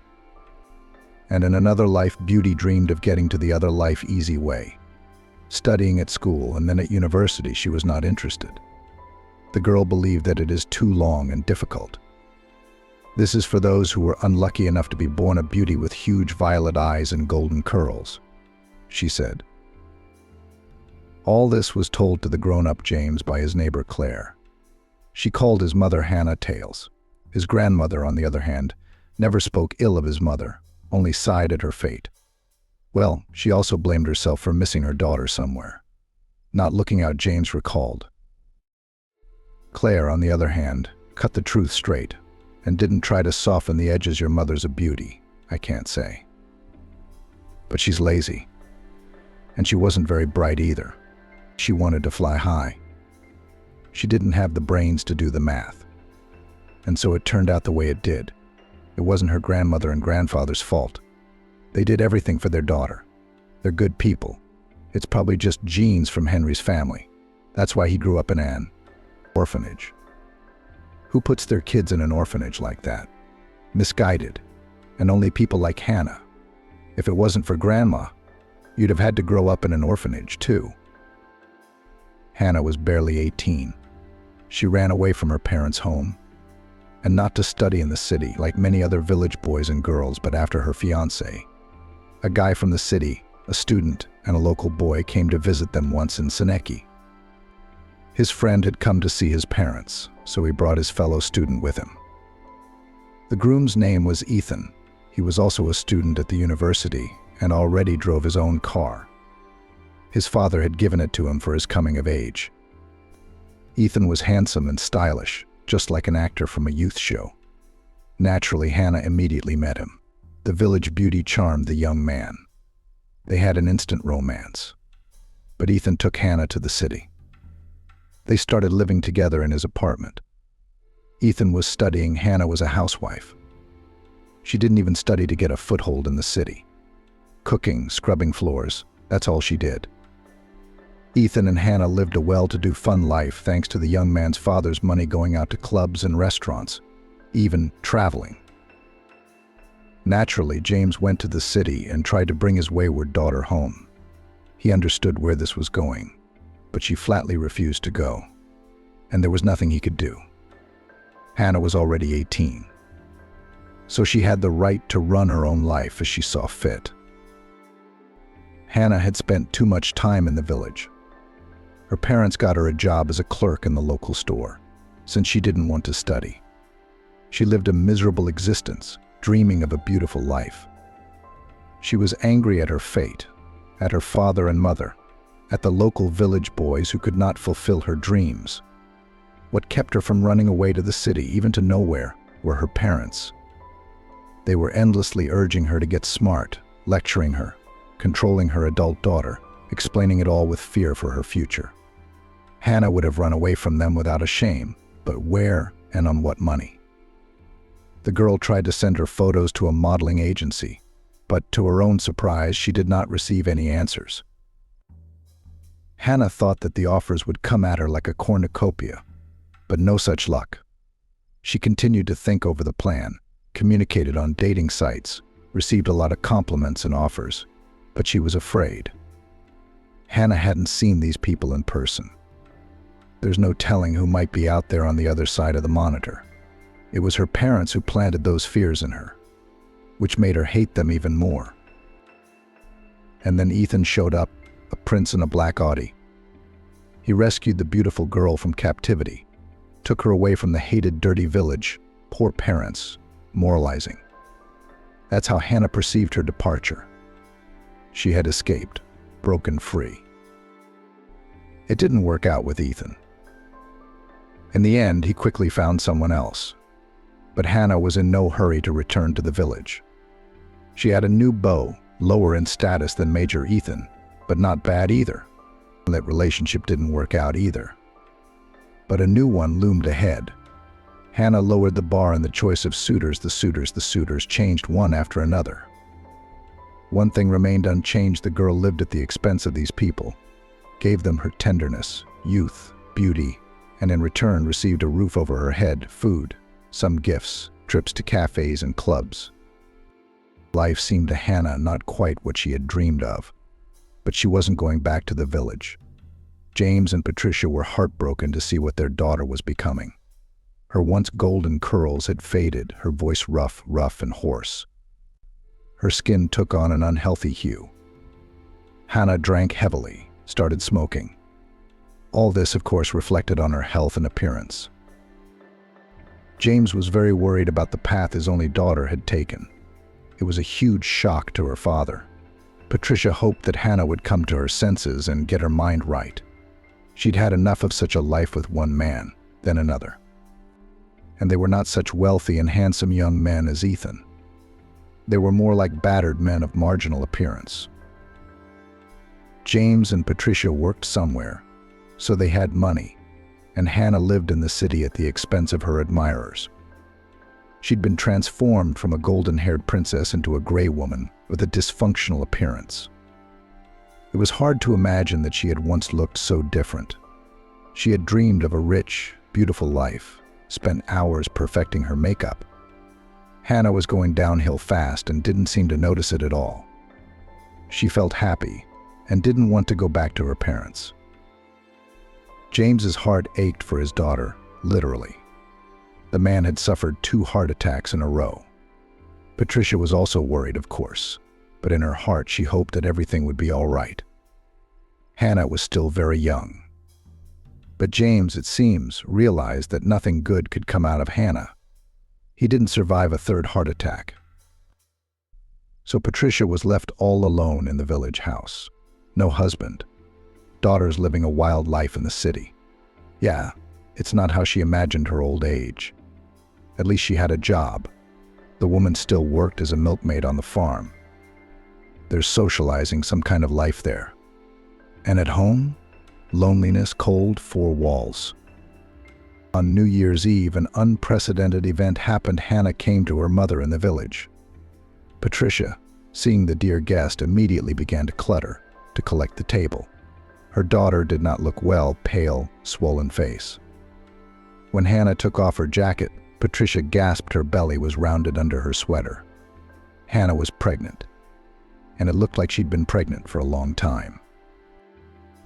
It turned out that the father of the child is another suitor, Hannah Trucker. He rented an apartment in the city, earned good money, enough to live on, and to get drunk when he was not on a trip. Pregnancy, of course, no one planned. It just happened. Learning about what happened, the admirer was frightened. He admitted that he already has a family in another city, a wife and 2 children. He doesn't need heirs on the side. Gave him money to solve the problem. But Hannah was turned away at the hospital. All the terms were out, but there were no indications to terminate the pregnancy, as the child was developing well. It was surprising, considering that Hannah, being pregnant, did not deny herself alcohol. Further, everything was ridiculously banal. The admirer ran away, quickly disappeared. Hannah lived in their apartment for a few more months until the lease was up, but she had nowhere to go. Who would want her? She couldn't get another boyfriend, so she returned to her home village. Patricia hoped things would get better for them now. And the fact that the child will not have a father, so it's not a problem. She would manage, raise him, teach him, put him on his feet. The woman was counting on Hannah's maternal instincts to kick in, to change her and make her softer, more loving, more caring. It didn't work out. Hannah barely survived to give birth in the hated village. By the way, the baby was born prematurely weak and very small. He was nursed in the hospital for almost a month. Hannah immediately gave up her son. She didn't need him. And here and premature, obviously sick. So she gave up the baby at the hospital and went back to the city. Now she could again live in her own pleasure, go to cafes and restaurants in search of new love. Have fun without a belly. Everything is better. Everything is easier. After learning about her daughter's deed, Patricia rushed to the maternity hospital, explained the situation to people. She was understood. The refusal documents were canceled. Patricia's neighbor's niece worked there as head doctor. That's how it was resolved through her. But we had to find Hannah. The baby's mother had to be present and sign the paperwork. Hannah at first insisted that she did not need her son, and it would be better for him to go to an orphanage. But Patricia convinced her daughter the boy should stay in the family. She found arguments. I will take care of him. Do not be afraid. Live as you have lived. But you'll get an allowance for him. And a lot of money. You're a single mom. Patricia took this step for her grandson. Convinced her daughter to agree to it because of child support. Otherwise, Hannah would never have kept the baby. And Patricia would not have been given custody, and the conditions are not ideal, and the age is already solid. So little James stayed with his grandmother in the village. His mother, the beautiful Hannah, James knew only from the stories of his grandmother, neighbors, and their photos. The woman was not interested in the fate of the child, only occasionally came to his mother to rest between the next complex novels. A vague image remained in James's memory, a woman who smelled pungent, hoarse, unpleasant. She was yelling at his grandmother, demanding something, and little James was scared. But of course he couldn't remember his parent well, because Hannah had died when he was barely 4. Another roommate in a drunken brawl did not calculate forces. That's how Hannah's life ended, quite naturally. His grandmother told James many times that she had survived that period, after Hannah's death, only because of the little grandson she had to take care of. They didn't have much money, times were hard, and a milkmaid's wages were not luxurious. But James considered his childhood happy, energetic, strong, caring grandmother, friends, soft bed, the aroma of pies and fried potatoes. Yes, James did not have an expensive computer, game consoles, branded sneakers, what is considered the ultimate joy for teenagers. But he never went hungry or wore rags. James tried to help his grandmother with everything. Growing up, he realized that life at home and loved one was not easy. Restless boy tried to please her as much as he could. True, to study well did not work. Grandmother engaged with him, tried to explain complex topics, but did not add up something in his head. And that's it, said the neighbor of the grandmother, Claire. That's because Hannah drank while she was carrying him. They were sitting in the kitchen drinking tea and thought James couldn't hear a thing. Yeah, but who cares? Grandma waved her hand. The main thing is that he's healthy, strong, and kind. Not everyone has to be a scientist. And James will find his place in life. He's so handy. Like his grandfather, I suppose. James was really good at fixing things, making things. That's him. And no one taught him how to do it on purpose. He watched other people do it and picked it up on the fly. Not like math. By the time James finished school, the financial situation of their small family had completely deteriorated. The farm paid a pittance. His grandmother's pension was also very small, especially compared to the ever-increasing prices. James worked part-time, mending neighbors' fences and cutting people's grass, digging potatoes, even helping to build houses. But the earnings were irregular and small. With those grades in the certificate, James had no sense to think about college, let alone university. But the boy still decided to go to the city. There are more opportunities to earn money there, to settle in life. And his grandmother needs financial help. She's been dragging him down so much already. Go, Patricia said yes. You're a serious guy with a backbone. I'm not as worried about you as I was about Hannah. You won't be lost. You won't go off the straight and narrow. Just be careful. You're still young, and there's so much danger out there. Don't worry, Grandma. James put his arm around his grandmother's shoulders. Everything will be fine. I'll go to the construction site as a laborer. I can knead cement, lay bricks, and plaster and paint. I'm a jack of all trades, in general. I'll definitely find a use for me there. I'll earn for an apartment, and I'll take you right away. Grandmother smiled, but her eyes were still sad, even though she'd said James wouldn't be lost. She must have had a premonition of trouble. The city stunned James at first. Crowds of rushing people, streams of cars. No, the boy, of course, had been to the city before. But it was one thing to come with his grandmother to do some shopping or file some paperwork, and quite another to be here for a long time alone, to become a resident of this noisy metropolis. Where to start? Where to go? James found several advertisements in advance back in the village. At the construction site often needed workers. So he decided to try young, strong. This guy was gladly hired to build another supermarket. The object was almost ready. Finishing works were left. The crew was running out of time. They needed helpers. James fit the bill. He was even provided with accommodation, a caravan hut. True, he had to share it with the workers, but it was nothing, but it was free. Having received the first money, James immediately rented an apartment. He wanted to start looking for a new job, but the job found him.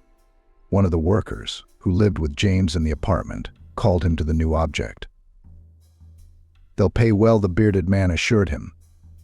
As soon as we get the results, we'll get the money. James didn't object to this settlement scheme. He had money saved from his previous earnings, so he didn't worry about what he would have to live on all this time. The work was going on, the arguments. James was anticipating that pretty soon he would have some good money. Then he could send some of it to his grandmother. He knew she had debts, borrowing from neighbors to send her grandson to the city. She was afraid to let the guy go without any money at all. Soon he'll pay her back with a raise. She'll be so happy. It didn't work out. This time the owners simply screwed the laborers. Maybe it was the bearded man who took James' money and ran off with it. Maybe he was the cheater, realized James was a naive rookie. It was useless to appeal to the police or the labor inspectorate. No one signed official contracts with the workers. No one would take his word for it. James was in a desperate situation. The money he had set aside had run out. He had no money to pay the rent, and there was almost no money left for bread. James spent days running around the city looking for work. As luck would have it, unskilled laborers were not needed anywhere. And then one day, after another unsuccessful attempt to get a job at a construction site, James wandered towards the bus stop. He was filled with a variety of unpleasant feelings: fear, despair, resentment. And then someone called out to him. "Hey kid, are you looking for a job?" James turned around.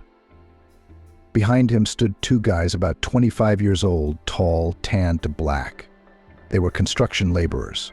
They work on the street, hence the calluses, the tanned faces, and the broad palms, glowing with mud. "I'm looking," James nodded. "And just because we need help. It's not a big deal. Just one thing to unload into a car. But the pay is good." A doubt crept into James's soul. What if he was being deceived again? He didn't want to step on the same toes again. He wanted to try to get an official job. But there was no way out. He had to stay in the city to find a job. You got to pay rent, you got to have money for food. So he decided to take a risk. "I'm with you," he said. "All right," replied the man. "So we'll meet here tonight at 11 o'clock. 11 o'clock tonight, James clarified, and it seemed strange. Why so late? "The owners are leaving late. We'll go in after them, start taking everything out. They don't want to be involved in all this fuss, so they're paying well." James shrugged. The rich have their quirks. "I'll be there," he promised his new acquaintances. James was there at the right time. The guys he'd arranged with were late, or maybe they wouldn't show up at all. James wouldn't be too upset. Sure, he needed the money, but these men looked too suspicious. There was insincerity in them, falseness. James kept thinking they'd cheat him, not pay him, like the bearded man. But the guys showed up a few minutes late, but they came. Or rather, they arrived when an old, broken-down, open-body truck pulled into the parking lot. James didn't even look at it, didn't even think it was after him. But the driver's door swung open, and one of James' daytime companions looked out. "What are you standing there for? Get in. We're already late," he said. James obeyed and got into the seat next to the driver. The other guy was here too. He said a discreet hello and stared out the window again. Unlike his buddy, this second guy was silent and frowning. They drove for a long time, almost an hour first through the city, then the highway, then a country road. Everything that was happening seemed increasingly suspicious to James, but he realized that at this point there was unlikely to be a quick and easy way out of the case. At best, the two men would drop him off at night without a dime in his pocket somewhere outside the city. At worst. He didn't even want to think about that. The driver was joking now and then, smiling. James had a strong feeling that he was playing the brave guy, trying to seem calm and relaxed, but he was worried. The other was silent, as usual. He didn't react to his buddy's words, just stared at the road. Finally, the truck stopped near a plot of land enclosed by a high fence. The driver opened the gate with a key. James exhaled as long as he had the keys. Then everything was really okay. "You stay in the yard. We're going in the house," the driver ordered. "We'll be handing you the boxes. You put them in the back of the truck. We'll be done in no time." The boys went into the house. James noted that they also had a key to the front door. It was silent and dark, the kind of darkness that only happened in the countryside. Large stars peered down from the sky. James involuntarily admired the night sky. He thought of his hometown. He thought of his grandmother, wondering what she was doing now. Probably drinking tea with Grandma Claire in the cozy kitchen. And old women were always talking about him, about James. I felt like going home to the only person I'd ever known. He wanted to be a little boy again, for whom his grandmother was a loving and all-powerful being. The driver's hoarse voice interrupted James from his pleasant thoughts. "What are you dreaming about? Standing like a pillar. Take the box." James obediently dragged the container into the truck as agreed. The box was heavy. I wondered what was inside: books, dishes, maybe just some household stuff. No sooner had James returned to the front porch than the silence of the September night was broken by the wail of a police siren. The darkness was struck by the glow of a flashing beacon. James had hoped that the police cars would drive past the station to the scene of the accident, but they stopped right outside the gate. What happened next happened quickly. James's brain was fixating on individual frames. Here the garden fills with uniformed men. Some of them rush into the house, another part starts to search the plot. James is rolled to the ground lightly, as if he weighs nothing. His arms are twisted painfully behind his back. His face is tickled by dry grasses. Sand is stuffed into his nose and mouth. James sneezes once or twice. It's hard to breathe. Someone roughly turns James' face sideways. The boy gulps greedily for air. on the dark womb of a police van. James sits handcuffed on a hard bench. There are uniformed men nearby. The driver and the other guy are nowhere to be seen. They seem to have escaped. That's what James deduces from the scraps of phrases exchanged between the law. Where are your accomplices? James is approached by a stout man in camouflage. Do you know where they went? James shakes his head negatively. He wants to explain to these people that those who ran away are not his accomplices, that they met for the first time only this morning, that these guys just offered him a job, and James needed the money. But James doesn't say anything. First of all, they're not likely to believe him. The guy replayed his speech in his head and realized it sounds very improbable. Secondly, his tongue became alien from fear, as if it were too big and clumsy. And my mouth was dry. He was very thirsty, but James didn't dare to ask the policeman for water. Do you even know whose cottage you are going to rob? The man in the camouflage turned to the terrified boy again. Samantha's attorney. The summer house. I'll give you assholes the full program now, said the man in camouflage. Then James was interrogated. The investigator, a middle-aged man with a tired, angry look, asked him questions like a hardened criminal. James told the truth. He wasn't believed, of course. Who would have doubted it? The two men had escaped, gone into hiding. They were being searched for. James had assumed that the cops wouldn't succeed. Now, he was sure he'd met experienced criminals. They'd probably get away with it. But what would happen to him? James was sent to the holding cell until morning.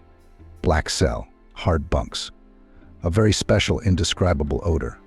A calm and silent neighbor who didn't even ask what James was in jail for. All day long, the big, scowling man lay on his shelf and stared at the ceiling. Sometimes he would be taken somewhere, and then James would be alone. It turned out that the truck the thieves had come to get him in had been reported stolen. They decided to pin it on James, too. There was no use explaining to the men in uniform that James couldn't drive a car. I haven't had time to learn. I don't even have a license. It's easy to check, he said. We've got half the country driving without a license. That's not a handicap, he replied. The trial was held unexpectedly quickly. Only a few days after the arrest, the grandmother was present at the hearing. She had been informed in time. James didn't expect to see her. He was in the defendant's seat. All the evidence was against him. He was ashamed to look his grandmother in the eye, even though James realized that he was not guilty of anything. But his grandmother doesn't know. She must think he's a criminal. Grandma looked thin and old all at once. There were shadows under her eyes. There were more wrinkles. Her gaze was troubled, sad, but loving. She looked at James without judgment, with tenderness and love.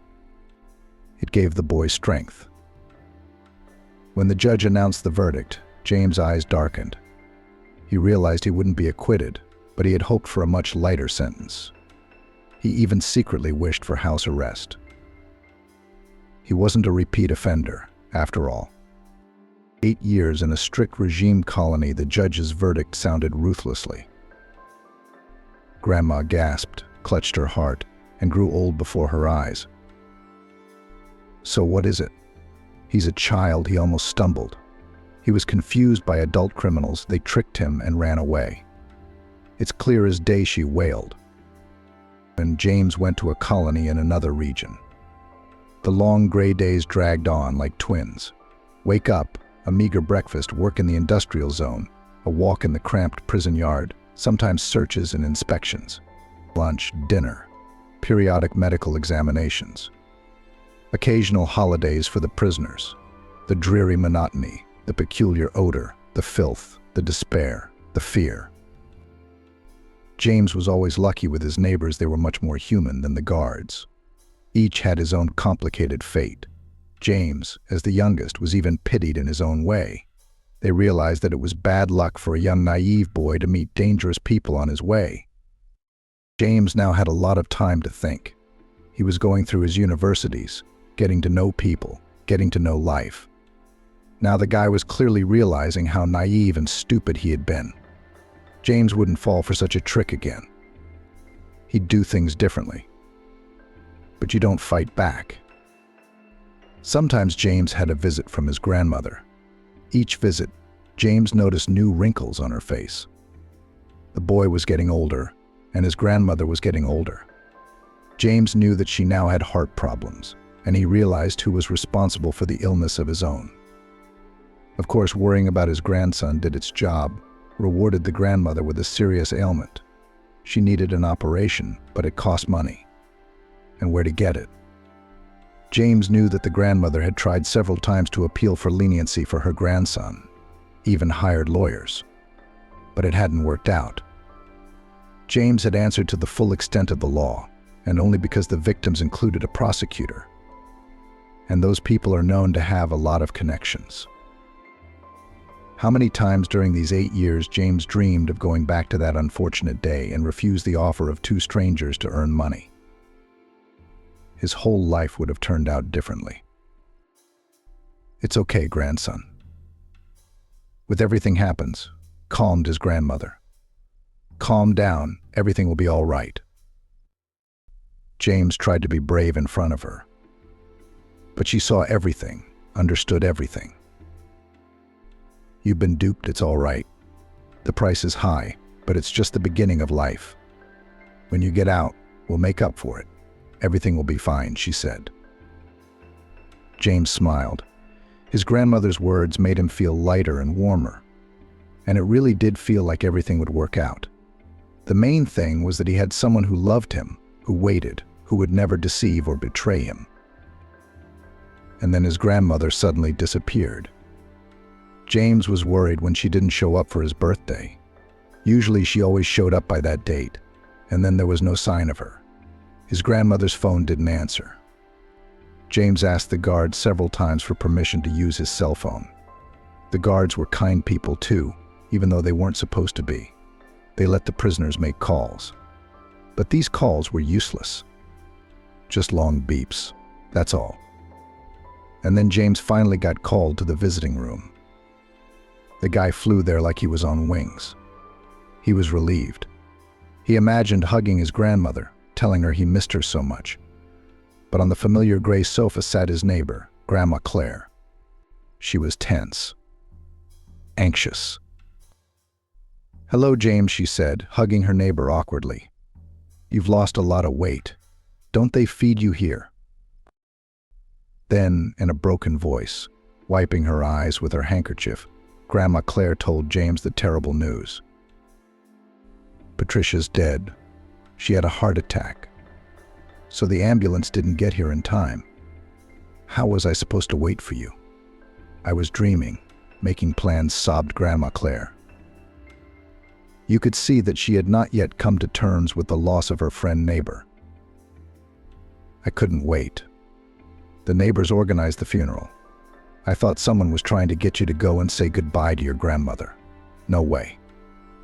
It's not allowed, that's all. Not that they didn't let me go. They didn't even tell me about the tragedy." "How come? How could it be?" James mumbled. "How can I come home and she's gone?" "There's nowhere to go," Claire looked at him confused. "Don't you know that?" It turns out that after James went to prison, Grandma Patricia had taken out a lot of loans. Thought a good lawyer would get her favorite grandson out of jail. Only it didn't work out even with good lawyers. The loans were secured against the house. Consequently, when the owner died, the property went to the bank. It was another blow, much less sensitive than the first, but still. The house isn't just a house. It's James's place of power. A quiet, cozy harbor with which the guy has a lot of pleasant associations, warm memories. And now what? Someone alien would live there. Since then, James felt lonely and not needed by anyone. No grandmother.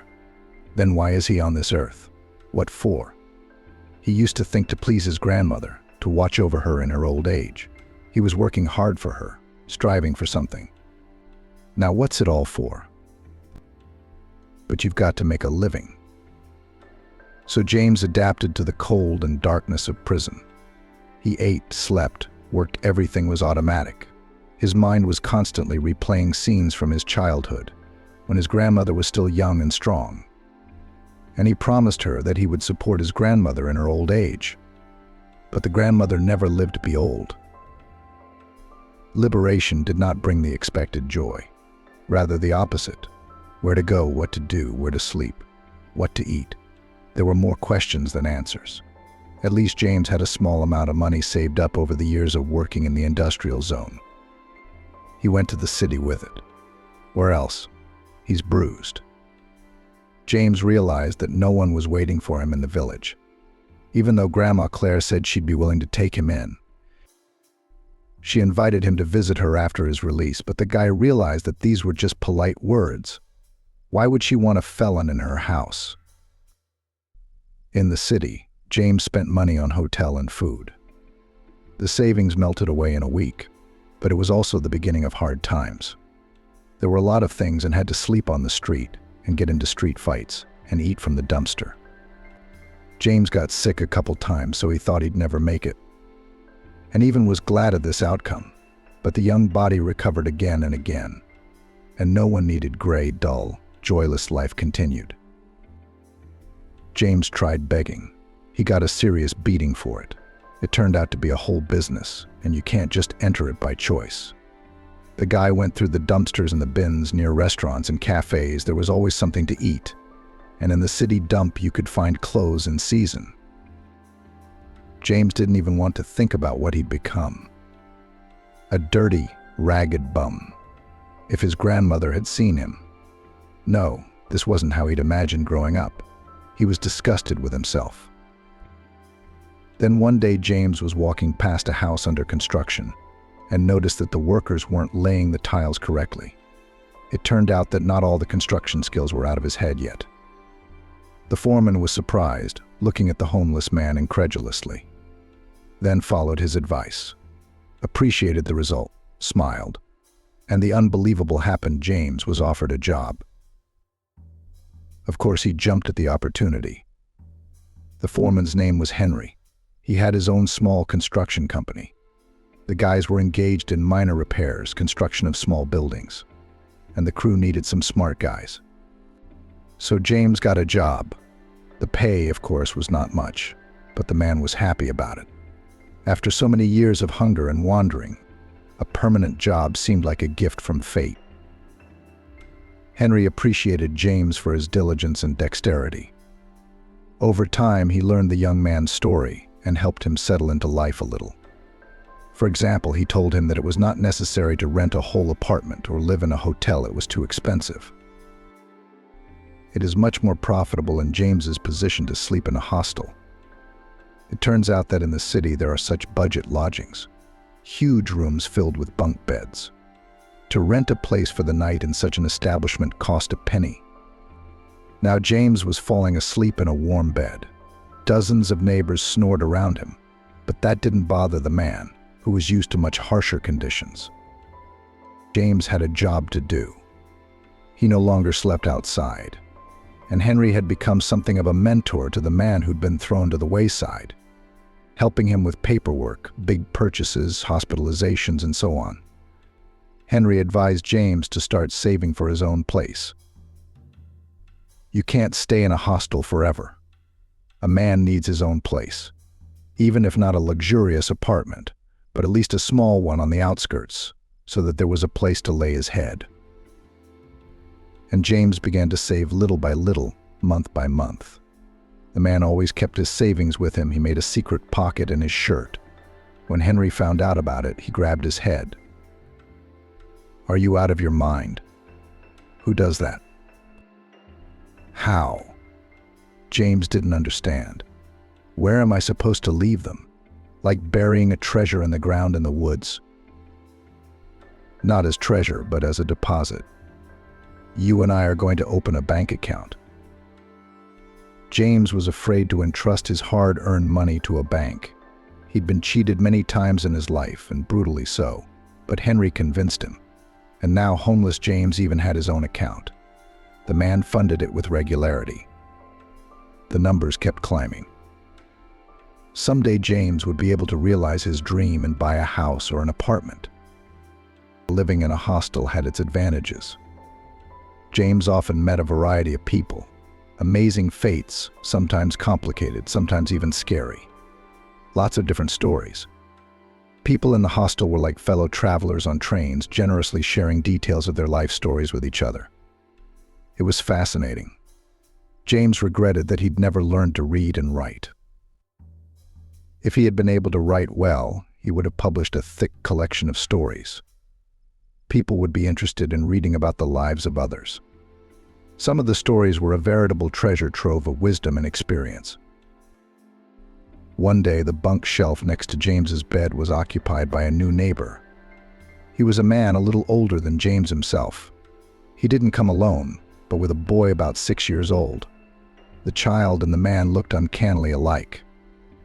The same green eyes with a slightly sly squint, copper-red hair, and a face and hands like Pushkin's. It's clear at once father and son. Henry and Louis is small. Louis, like most of the hostel's permanent residents, had a hard history with these people. James recognized it around the third, fourth day of being neighbors with a red-haired couple. Henry, much like James, had grown up in the village. He had been raised by his mother. The man never knew his father. They lived poorly, but they didn't starve. There was always food in the house. His mother worked, Henry studied, tried hard. He had a dream of becoming a lawyer. It seemed to the boy that people in this profession are practically heavenly. They help resolve disputes, do justice, and, importantly, earn good money, so they can afford an apartment in a big city, a beautiful car, travel to the sea. You see, I wanted to take my mother to the sea, Henry told James in a confidential whisper. The lights were off in the room. There was the sound of snoring coming from the many bunks in the hostel. Little Louis was asleep, too, curled up under the blanket. Henry and James were having a conversation. A pleasant, almost friendly conversation. James told his neighbor about his fate. It happened by itself, simply and naturally. And Henry responded with frankness to frankness. Henry realized that it was hard for his mother to carry him alone. He wished he could grow up, get on his feet, make her life a fairy tale. Mother had never been to the sea. She couldn't pay for such a trip, but she dreamed of going. Henry saw she watched movies about the sea, took a long look at pictures of acquaintances from beach vacations. I think she even dreamed about the sea. Anyway, Henry entered college to study law, went to the city, settled in a dormitory. His mother stayed in the village. The boy's dreams were shattered gradually. He learned that lawyers are not always on the side of truth. Often you have to adjust to the situation to people. This was discovered in practice in court, and the tasks that are solved by representatives of this profession often have nothing to do with something heroic. The majority of lawyers are engaged in real estate registration or at all papers or going through in offices for pennies. That's how one of the college professors put it. And Henry had no reason not to trust him. The kid's down. He thought it was worth it to enroll, and that's it. Fate was settled. A happy future was guaranteed. But no. Still, Henry tried. He studied. After all, there were other lawyers, fighters for justice, defenders of the wronged and oppressed. It was hard to break through, of course, but there's always a chance. A small one, though. The older Henry grew, the clearer he realized that everywhere you need connections and money. And he, a country boy, had neither. Henry finished his college and got a job in the housing and utilities sector, working for a pittance, just as the teacher had predicted. There were plenty of lawyers looking for work at the time, so the inexperienced college graduate was glad to have the job. Now he's on the labor exchange. He rented a room in a dormitory and adjusted his life. His mother was happy for her son. After all, in the city he got a grip, made his way. She was the only person who believed in Henry's brilliant future. And this faith kept the guy afloat, forced him to move forward. He worked in the housing and utilities sector, but was looking for more interesting options.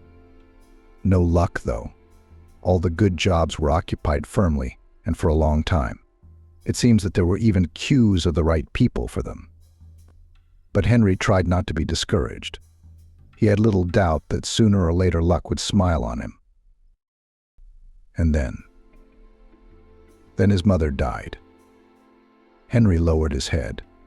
Even in the semi-darkness, James could see that the man was barely holding back tears. It was obvious that the wound had not yet healed. The heart.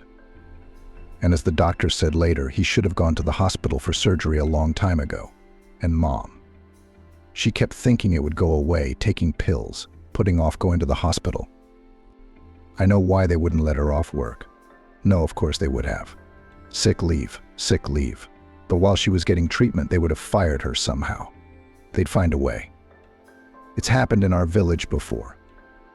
Everyone needs healthy young workers. And Mom? She was afraid of being left without money because she had no one to rely on. I was no good as a protector and benefactor. I was barely making ends meet myself. How could I blame myself for that? For not being my mother's rock. I didn't have the time. Henry was taking the loss hard.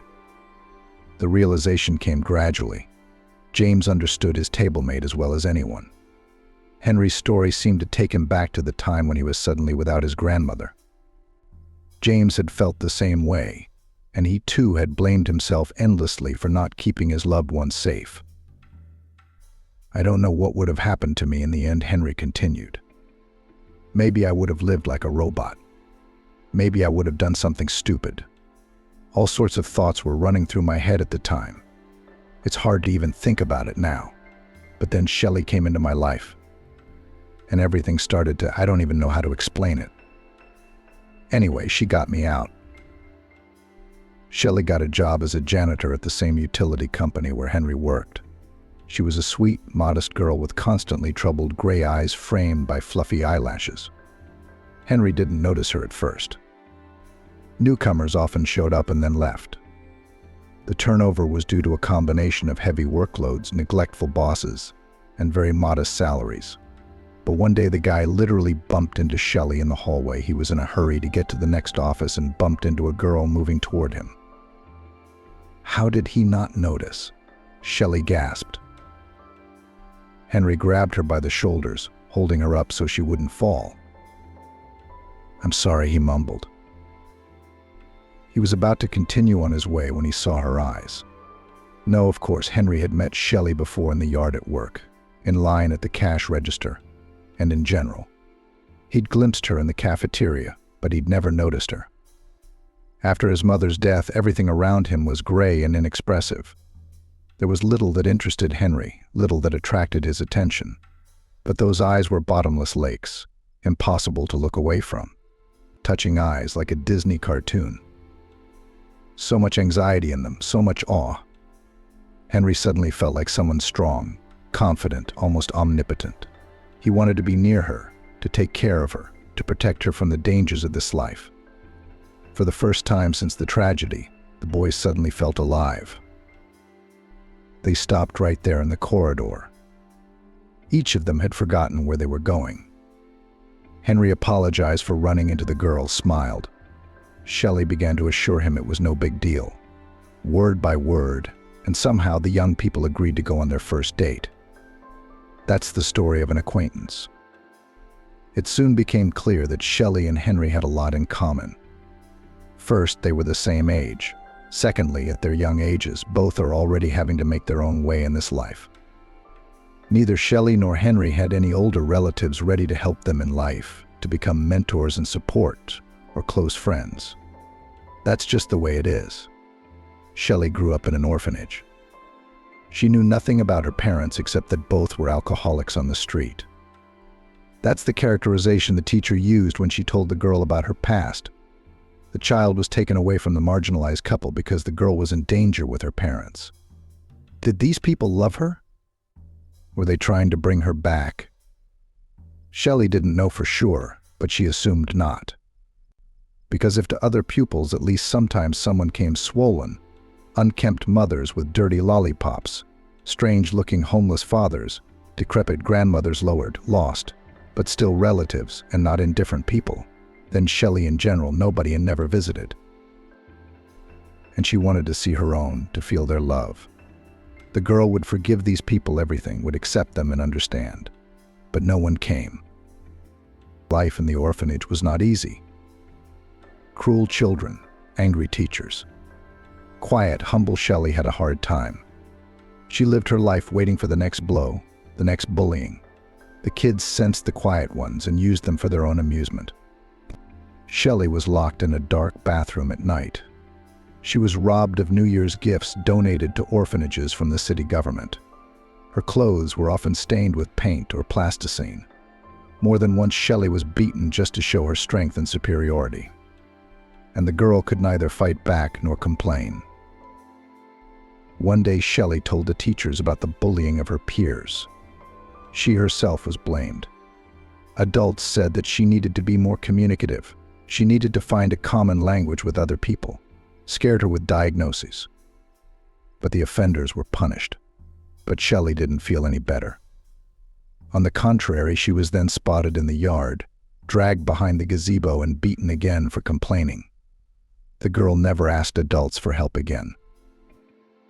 Shelley didn't study very well, and she would have liked to be an excellent student. She reached for knowledge, read a lot, but it did not work. It was impossible to learn her lessons. Other pupils interfered, they made noise, molested, and even, sometimes, took away notebooks and textbooks. In the orphanage, striving for knowledge and diligent study was considered something shameful. Shelley was called a nerd. Bookworm was demeaned. In general, no one in the orphanage really studied, and the teachers gave lessons for a tick. Once Shelley even heard a conversation between teachers. The math teacher contemptuously threw the teacher of Russian, "Why are you prostrating yourself in front of these morons? They won't be of any use anyway. They'll follow in the footsteps of their miserable parents, or bruises won't be born oranges." Shelley had tears in her eyes. Is that how they treat them? No. She'd known before that the orphanage's residents weren't particularly favored. But it was one thing to assume, but it was another to hear herself say it. The worst part was, Shelley knew the teacher was right. That's just the way it is. Probably having overheard that conversation, Shelley realized it's not worth dreaming about happiness, about a bright future. Nothing good was going to happen to her, and she shouldn't even try. Shelley went to college to become a pastry chef. She studied, knowing full well that she was unlikely to find a place in her specialty. It was too narrow a specialty, and she wasn't very good at it. Her hands did not obey well and could not repeat the operations that the teachers showed her. Shelley realized at the beginning that this was not her path, but all the orphans, their girls, were sent to learn to be pastry chefs. So she was sent. It's okay, the group's supervisor, an unexpectedly warm-hearted, caring woman, reassured her. She somehow immediately took to Shelley, took pity on her, which was quite unusual. Not many people work in the profession. You'll find yourself in life now. Girl, don't worry. Having reached adulthood, Shelley graduated from the orphanage. It was a day she greeted with joy. Deliverance at last. A confusing adult life lay ahead. Now she'd have to make her own way. No one is responsible for her now. But at least the end of bullying peers and cruel punishments of educators. Shelley was given an apartment on the outskirts of town by the state. It's an old 3-story house. Creaky floors, piles of garbage. The room was tiny, but it was her own place. An island of tranquility where Shelley found herself a full-fledged mistress. At first, the girl was even dizzy. She could do whatever she wanted, cook something delicious in her own kitchen, lie in bed and read without fear that someone would take her book away from her. Watch late into the night on a hand-bought TV, an old, cracked screen. So what? It works. For the first time, Shelley lived on the money that had accumulated in her account during her stay in the orphanage. Each pupil received a certain amount of money, but the graduates were warned that they had to find a job before the savings ran out. Shelley knew it was really important. She'd seen how fast the money was being spent, especially since at first she was inexperienced and didn't know how to save money. Then she learned how to save money. As Shelley expected, she couldn't get a job as a pastry chef, and it wasn't her profession. The girl understood everything about herself and evaluated her skills quite adequately. Fortunately, there were many other options. Shelley tried to work as a cashier in a supermarket, but it didn't work out. It required quickness, somewhere assertiveness, boldness, somewhere even the skill of a psychologist. Shelley couldn't count money fast enough, she couldn't serve customers quickly, and everyone was always dissatisfied with her. And at the end of the shift, Shelley had a shortage, which was deducted, of course, from her salary. As a result, the girl received pennies, which were not even enough for food. It was good that her orphan savings had not been completely used up yet. And one day Shelley owed her master a month's wages. The salary wasn't enough to cover the shortfall, so Shelley quit her job to stay out of trouble. There's no telling what kind of shortage she'll get next time. Shelley started looking for work again. Now her situation was desperate. She had no money at all. Luckily, her neighbor Olivia helped. She told her that the utility company was looking for janitors. Shelley, without hesitation, grabbed the offer. About the work of a janitor, the girl at that time had the vaguest ideas. Already in the course of business, Shelley realized that this work is to her liking. It's nice to spend time in the fresh air. It's nice to communicate with the residents of the house. It's nice to make the territory cleaner. It's nice to hear the words of gratitude for the timely removal of dry leaves and sanded, slippery paths. Fate prepared another surprise. It brought Henry together.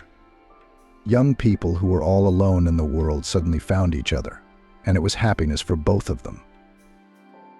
Henry and Shelley didn't meet for long.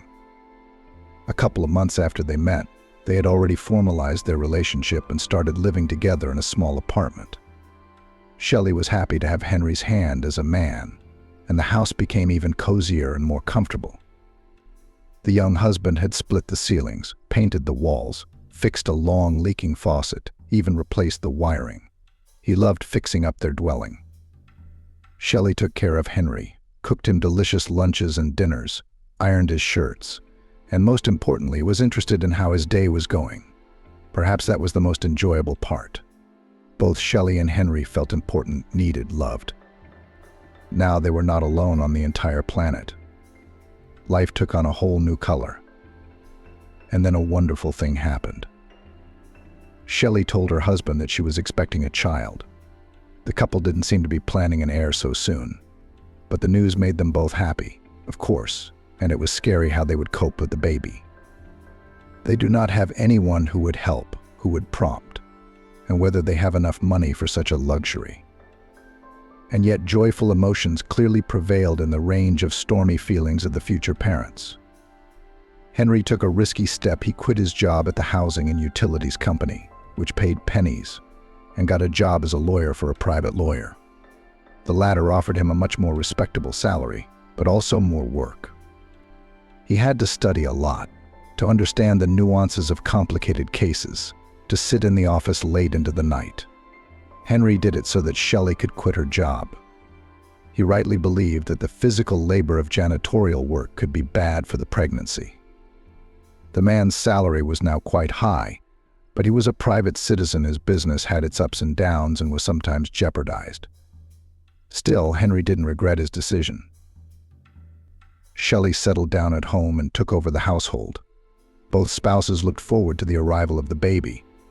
And then he was born small, warm, shrieking from the first days, looking remarkably like his father, the same green eyes and red hair. Shelley and Henry melted into the care of the baby. The boy was named Louis.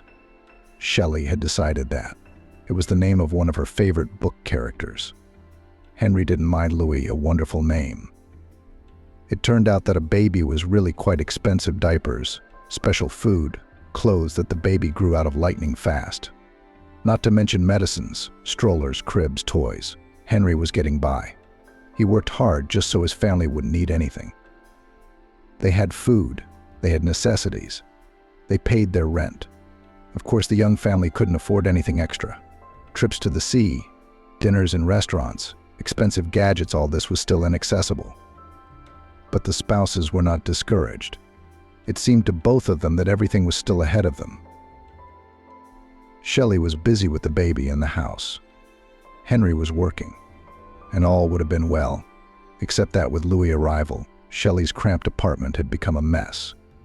Not only did the number of tenants increase, but also the amount of stuff. Soon the couple realized they needed to expand. Louis was growing up. He needed more and more space, ideally his own room.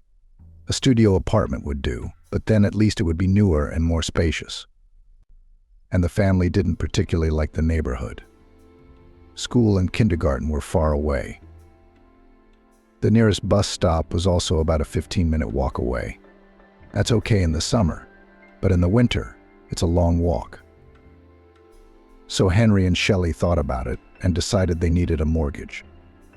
The money for the down payment could be obtained from the sale of Shelley's cramped old apartment and Henry's country house, inherited from his mother. Of course, it was a risky endeavor, losing the whole place and going into debt all at once. But Henry had a good salary at the time. Louis was getting older, and the time was approaching when Shelley would be able to go to work. The payment seemed manageable to the couple, and so it began. At first, everything was going just fine. They found buyers quickly, even for the farmhouse, although Henry sensed big problems with it. The proceeds went partly toward the down payment on the mortgage, partly toward renovations. Shelley and Henry took a spacious one-bedroom apartment in a new neighborhood, bright, clean, and no one had ever lived in it before. The renovation was done quickly. They had the money. They furnished the rooms with inexpensive but fresh and modern furniture. They hung beautiful curtains and decorated the walls with framed photographs. The pictures were of Shelley, Henry, and little Louis. Henry liked to remember the first New Year's Eve in the new place. They had just finished remodeling. The rooms still had that distinctive smell of glue and new furniture straight from the store. Beautiful, clean, cozy. A huge, almost ceiling-high Christmas tree occupied the corner of the living room near the window. Little Louis, in his funny pajamas, stared mesmerized at the flashing lights of the garlands that decorated the fluffy beauty. The overhead lights went out. The garlands and the flickering TV screen created a cozy, almost fairy tale atmosphere.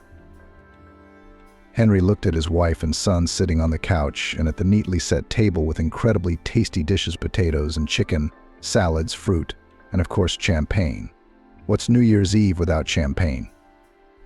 At that moment, Henry felt happy and peaceful. His favorite relatives were nearby. It seemed that things would only get better from now on. Henry was pleased with himself. He had done it all. He had succeeded. What he had never dreamed of had come true. On that magical, calm evening, the couple had no idea what trials fate was already preparing for them. It all began the very next year. Louise grew up to kindergarten. The baby got used to preschool surprisingly easily. No caprices and tantrums, no endless illnesses, which frightened young parents of acquaintances. Everything went smoothly. Shelley went to work. She was lucky she was hired as a kitchen assistant in a restaurant. The work was not particularly hard and responsible, and the salary was much higher than that of a janitor. The mortgage payment was a big part of the family's expenses, so the extra money came in handy. Then, in the fall, misfortunes fell upon Shelley and Henry one after another. The blossoming young woman suddenly began to weaken. Dizziness, nausea, loss of appetite. At first, Alan and Shelley assumed pregnancy. Both were afraid they were not yet ready for a second child, primarily financially. The couple realized they couldn't afford it, but there was no question of getting rid of the baby. In general, they gathered their courage and went to the doctor. In the women's counseling, couple was shocked no pregnancy, but Shelley's tests turned out to be alarming. The woman was strongly recommended to be examined by a therapist. Shelley, of course, made an appointment. The examinations took up a lot of her time and energy. She had to constantly take time off from work, which of course did not please her boss. During this period, his wife's eyes were guilty, anxious, and confused. Henry's heart shrank with pity when he looked at his wife. But the man still believed that everything would be all right. A vitamin deficiency or a malfunctioning organ? No problem, they would find the cause, treat it, and everything would be as before. The diagnosis sounded like a thunderclap, the rarest blood disease, presumably hereditary. Shelley couldn't check the doctor's guess. She didn't know anything about her relatives. And what did it matter where the disease came from? The main thing was that the treatment was long, expensive, and there was no guarantee.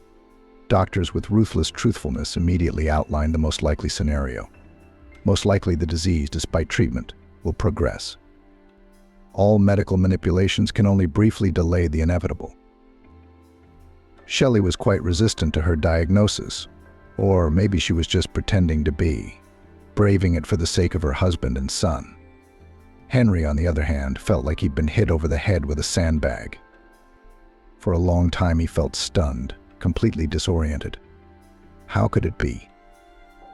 Where had the trouble come from all of a sudden? After all, they had just made it out, just started a new life. They had so many plans, so many wonderful ideas. Then Henry came to his senses, accepted the situation, and began to act. First of all, Henry began to look for doctors who had experience in treating patients like his wife. It wasn't cheap, to put it mildly. He had to sell a few things, take out some loans. And then there was the mortgage. Henry was working alone again.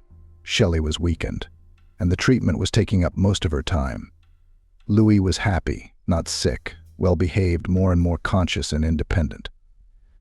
He understood that Mom was sick, Dad had to work a lot, and learned to serve himself, to dress, cook breakfast, make sandwiches. The little boy grew up before his eyes. People around him praised Louis, setting him as an example to their children. Henry wished all this had never happened. He wished his son didn't know how to tie his shoelaces or make an omelet like other kids his age.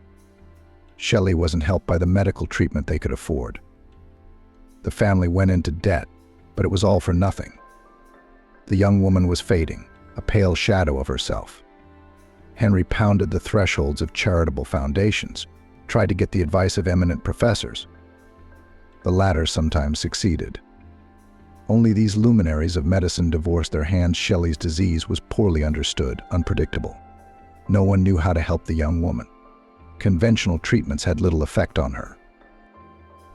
Eventually, Shelley was admitted to an inpatient hospital. At that point, she had been sick for about 3 years. The woman couldn't even eat anymore, she was so weak. Henry prepared for a long struggle, even found a nurse who would take care of his wife more carefully for a fee. It didn't work. Shelley didn't live 24 hours after she was admitted to the hospital. Henry couldn't believe what had happened. He was once again experiencing a terrible, unfair loss. The situation was made worse by the fact that the man was now responsible for more than just himself. He had a son. And Louis somehow had to explain that his mother was gone. And then another blow, Henry lost his job. The law firm where he'd worked for the last few years went bankrupt. The owner of the company was always on the edge, taking risks for big profits. So he miscalculated one day. So Henry was also out of a job. After all, during Shelley's illness, the family had accumulated a lot of debts, and the mortgage payment was a heavy burden. Henry found a new job. It paid much less, but there was no other way out. It's not easy to get a good job.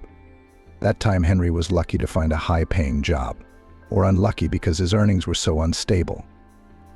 The man worked in the office during the day, and in the evenings he worked part-time. He would help unload a truck at the store, or take part in repairs. Louis was left to his own devices all this time. He did not complain. The boy could always occupy himself. Louis liked to draw. He would take pencils or paints, a sheet of paper, and as if he was disconnected from reality. He went away from the gray reality and created whole worlds with bright rainbows, dense forests, and cute creatures with big eyes, the kind you don't meet in real life. Henry didn't worry about his son going hungry. The main thing was to have something in the refrigerator: bread, sausage, eggs, milk, frozen dumplings. Luis was fine with lunch and dinner. He also fed his father, who was tired after work. That's how they lived. Until it turned out that the apartment was going to the bank for debt. At that time, there were overdue mortgages and loans, so they asked the man and his child to vacate the premises. Henry, as a lawyer, tried to fight for his property. He filed for bankruptcy, tried to explain his plight to people, to no avail. In the end, to avoid the attention of the child welfare authorities, he had to accept it. That's how Henry and Louis ended up at the hostel. James immediately made friends with them. He liked the honest, hard-working Henry. He liked Louis, who was so serious and mature for his 6 years. The three of them became buddies, or even friends, and often had dinner together.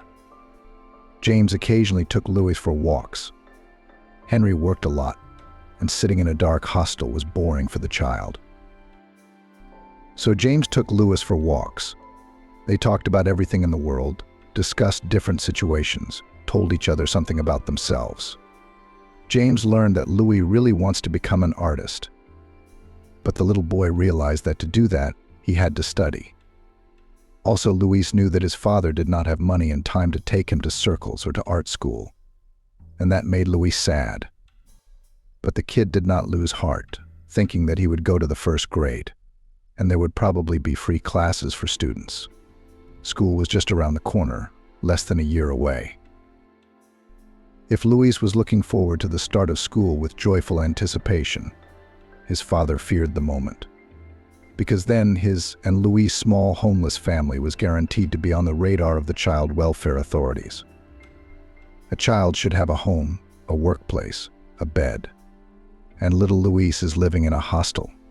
Basically, he's wandering around with his homeless father. Of course, no one's going to leave the boy with a loser parent. They'll take him to an orphanage. Henry knew all too well what it was like there. Shelley had told him enough for the man to try his best to avoid the same scenario for his own child. Except he didn't have the strength, and there was no help. Henry was willing to work, to toil at several jobs, which he actually did. But all these efforts did not bring the desired result. It was still a long way from buying his own place. Henry had some savings, but not enough for even a fraction of the down payment. In short, the situation was desperate. James cringed at the icy wind, or at the sudden rush of thoughts, memories. It wasn't a gentle fall, more like winter. The snow would fall. It would become brighter, more beautiful, softer. Little Louise was looking forward to the new year, to receive presents, to sit at the festive table, to make a wish. He's an adult now. Louise is independent. But still a child, still quite a boy, sincerely believed that the wish made under the chimes would come true. And James knew perfectly well what he would ask Santa Claus or someone else for. In fact, he knew exactly what little Louis was wishing for. The boy would ask for an apartment for him and his dad, and an art school for himself. It's just a shame none of those things will come true anytime soon. James is going to get Louis something he'll love. Already picked up a young artist's kit at the store. Expensive, of course, but nothing's too good for Louis. A suitcase, an easel with a set of paints, pencils, and felt-tip pens. The anticipation of Louis's eyes lighting up at the sight of this splendor made James feel warm. It was so nice to please the people around him, and the children twice as much. But this miracle suitcase would not solve the problems of the little boy and his father, only partially brighten up the gray everyday life of the child. At least that's it. James finally climbed from the bridge to the embankment. Now he was walking along the parapet, in a hurry to get to work. There was no way he could be late. Henry valued him, among other things, for his diligence and reliability. He didn't want to let the man down. And then James noticed that people were standing by the lantern. Men and women, teenagers, children. They were talking excitedly, some were making phone calls, some were filming something on their phones. James followed the gazes of these people. He was stunned. He had never expected to see such a thing. In the dark waves of the wide river, 50 meters from the shore, there was something, or rather, someone. A human head emerged from under the water and then disappeared again. This someone was drowning. He had no strength left. There was no time to speculate about how the man had gotten into the river at a time like this. James, not giving himself time to think over the desperate act, had already swung over the parapet. The man sped across the strip of beach, sand packed into his sneakers, rolled up his pants. The man ran to the water's edge, threw off his jacket, sweater, shoes. It's all heavier. In the cold waves of the river, it would be extra ballast. James was an excellent swimmer. The river was very close to his village. As a child, he used to spend days there with the local boys, swimming and diving and just splashing and frolicking. James, at 5 or 6 years old, felt like a fish in water. Such a pun. But of course, the man never went into the river in this weather. Cold wind and a strong current. And he'd never rescued a drowning man before. But James realized that if he didn't try to pull this man out, no one would help him. And then how to live with it. He had to at least try. The man very well imagined now the despair of a drowning man. There are so many people around, but they are all just watching. Someone's calling the rescue team. Will they make it in time? It's a matter of seconds. The icy water burned his feet. James shivered, but stepped forward. He knew it would be cold at first, and then his body would adapt. And so it did. And now the man is already approaching the drowning man with powerful rows. It is hard to swim strong current, wind, and there is a lot of garbage in the water. Some branches, snags, tina, elderly fangs of algae. James had less and less strength, but he could see his goal. A head of dark hair, he was close enough to get a good look at the person. It appeared to be a young girl, or even a child. Pale face, eyes black with despair and horror. The drowning woman was struggling for life with her last strength. She must have been a good swimmer, or she would have gone under long ago. But in any case, if James didn't hurry, she would. Finally, the man was close by. He swam up behind the girl. A needed knowledge rose from somewhere from the depths of memory. Drowning people in a desperate attempt to survive are even capable of drowning their saviors. That's why James kept his distance. Good thing the girl had long hair. James grabbed hold of it and swam to the shore. The girl felt help coming. At first, she wanted to reach for James to claw at him, but he wouldn't let go. Then the girl sort of realized what was happening, even relaxed a little and let herself be pulled out. Yeah, she wasn't going to be able to handle the current alone. The girl seemed very thin, almost transparent. Already on the shore, silently looking into the face of her rescuer, the poor girl lost consciousness. Here they were already waiting. Someone wrapped James in a plaid. Someone else covered the girl. An ambulance siren wailed in the distance. The man looked around and realized everything was going to be okay now. Only then his hands trembled, and for some reason his teeth chattered. Whether it was the cold or the fear, James had almost lost the girl, and he might not have made it out at this water temperature. The focus of everyone's attention shifted to the girl. The doctors arrived, and from somewhere came an anxious tall man dressed in an expensive leather jacket. It seemed to be the girl's father. At least they both had the same hazel-colored eyes, dark blonde hair, large nose, and defined cheekbones. James didn't wait for the story to unfold. He dressed quickly and hurried to Henry's office. Surely the boss would accept his tardiness when James told him the reason. But Henry was late that day, so he didn't even have to explain himself. James was hurrying to the store to buy milk, and the next morning, when a man called out to him, he turned around slowly and met his gaze with the familiar hazel eyes.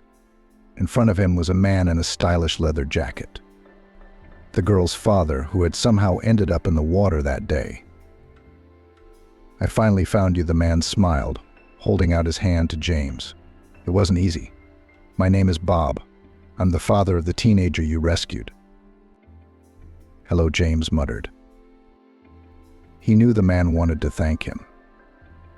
James was anxious to know what had happened to the girl, what her condition was now, how she had gotten into the water. All these days the man thought a lot about the rescued girl. I wanted to believe that she was okay. Thanks to social media, the man continued. One of the people who were on the embankment at the time posted a video. This video clearly shows you saving my Tara. A brave thing to do. Desperate. There aren't many people like you these days. And how lucky you were there when you did. How's the girl? James asked. Thera's fine. She's in rehab right now, Bob said. So she's physically hurt. Not really. Just a little cold. That's the other thing. Do you know how she ended up in the river? Did you see that moment? James shook his head no. All because of unrequited love. She fell in love with some boy, and he started dating someone else. Tara got herself worked up, that's all. She's in counseling now. She's under observation, and she's on the mend. In fact, as it turns out, she realized right away what a stupid thing she'd done. Right after she got in the icy water. It was too late if it hadn't been for you. The important thing is that everything's okay now, James smiled. That's true. Her impulse was accidental. I think this situation taught your girl a lot. It taught me a lot, Bob admitted. For years in business, I thought there were no good, selfless people who would do what you do. I became cynical, cold, callous. Your act taught me a lot and made me rethink all my values. I've changed a lot. James nodded. What can I say? I want to thank you. I have opportunities. I know you live in a hostel. You don't have your own place. Ask for anything you want, anything at all. People like you deserve a better fate. James thought for a moment.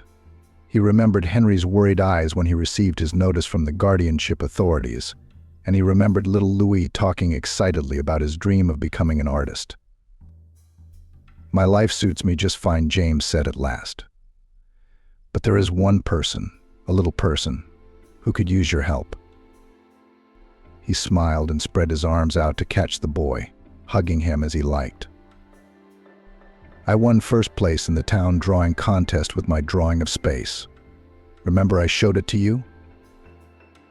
Of course I remember. I told you this would happen, Henry answered. They agreed to go for a walk in the park that Sunday afternoon. Louis liked to run along the paved paths, feed the ducks in the pond, and watch the funny girls. And James and Henry liked to sit at the local cafe, where they cooked flavorful, melt-in-your-mouth kebabs. A little over a year had passed since that conversation with Bob. The wealthy businessman had been amazed at James's request. After all, he had not asked for himself but wanted to help his friend with a small child, two people in desperate straits. Bob bought Henry a one-room apartment, but in a new building in a good neighborhood, near the gymnasium and, importantly, the art school. Henry enrolled Louis in it at the first opportunity. From then on, the boy's talent developed rapidly. His drawings became more and more professional and correct, but at the same time did not lose their uniqueness and spontaneity. Of course, Bob could not help but do something for James personally, although he did not ask him to do so. First, the businessman bought an apartment next to Henry and Louis. They became neighbors, not hostile tenants. Secondly, Bob gave his daughter's savior a high-paying job as a gardener. James had always enjoyed tinkering in the ground, tending to the plants. This was where he belonged. Tara, Bob's daughter, shunned the new gardener for some reason. She was probably afraid of the memories of him. But then they became friends. The girl, as it turned out, regretted her action and now, after a while, could not explain even to herself how she had dared to do such a thing. Sometimes James looked at the tall, thin, touching Thera, and his heart sank at the thought of what would have happened if he hadn't pulled her out of the water. Henry and James walked slowly down the parkway. Ahead of them on his scooter rolled a happy Louis. "Oh, there you are. I thought you were waiting for me at the fountain." James turned around, smiled, and hurried toward Olivia, a short woman with piercing blue eyes. They had only met recently, but it was already clear that they were serious. Today they'd agreed to go out for a fun, boisterous group of people. It was going to be a wonderful day.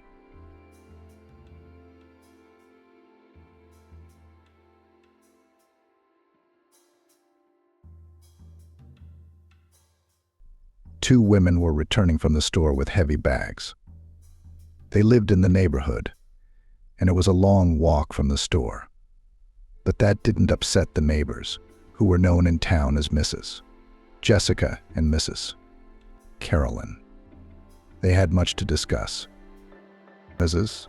Jessica began her story. Well, she came back at 3 o'clock in the morning.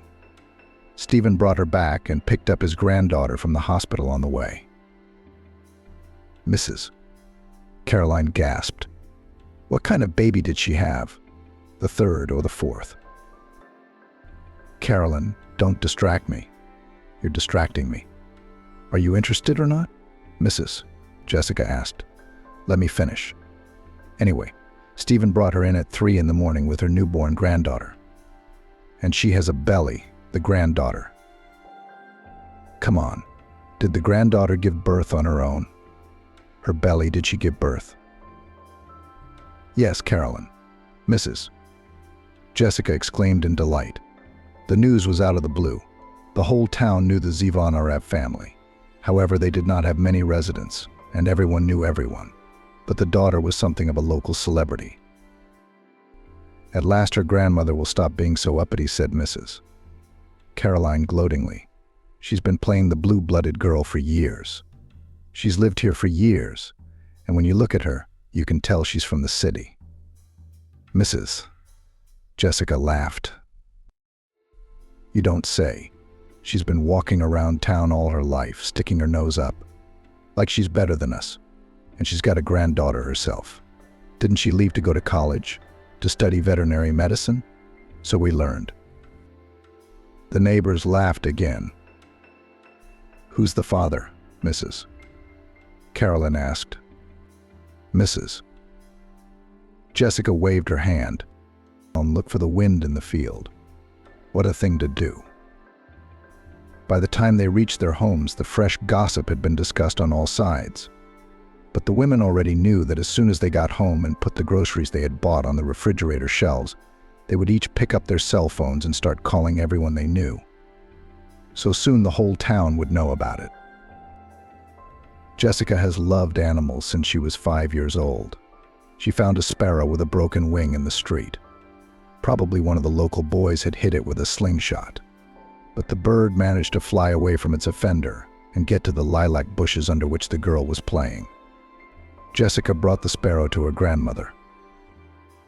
What do you have there, Jessica? Melissa asked. Instead of answering, the granddaughter held out her hands. The sparrow. Let's have a look. Grandma picked up the injured bird and carried it to her desk. She laid down an old, clean white towel, put on her glasses, and scrutinized the sparrow. Jessica had been quietly following Melissa the whole time. She knew her grandmother wouldn't send her away, but she didn't want to disturb her. Aren't you afraid?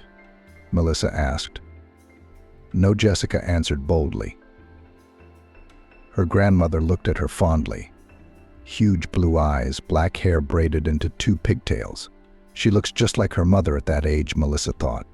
She said nothing aloud, but smiled. Look, she said to her granddaughter, I'm going to take a look at him. You have to be careful. I will touch it very gently with my fingertips.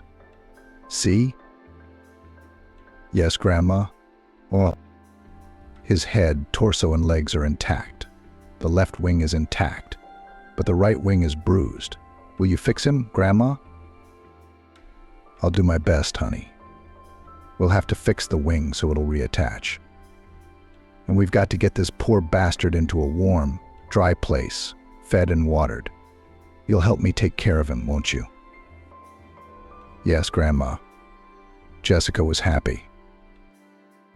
They got that sparrow out, as well as many other animals after it. Melissa had been a veterinarian all her life. Not in this town, though. She came here 5 years ago with little Jessica in her arms. Before that, Melissa had lived in the big city, where she ran the largest veterinary clinic for many years. She was the most well-known and sought-after specialist, so much in demand that she had no time at all to raise her own daughter. With her husband, Melissa divorced when James was only 10 years old. The husband simply could not withstand the presence of such a strong and intelligent woman. But Melissa did not care. She was all about work. And when she realized that James had grown up, it was too late. Her son had already gotten mixed up with bad company. He was hardly ever home and was dating Ricky the musician, who was 10 years older than him. When Melissa found out, James was already expecting a baby. "Are you going to have a baby? You're going to have a baby?" his mother yelled at him. "Yes, Ricky loves me. This baby came out of love, unlike how you and Daddy had me." Melissa gasped in indignation. "You're just a kid yourself. Where will you live and what will you live on? He's a penniless musician. He's talented. It's just that you don't know anything but your horses and dogs. We can manage without you." "Great. Go to your musician and go." That day, James packed up and moved out of his mother's house. And a few months later, Melissa was awakened by an early doorbell.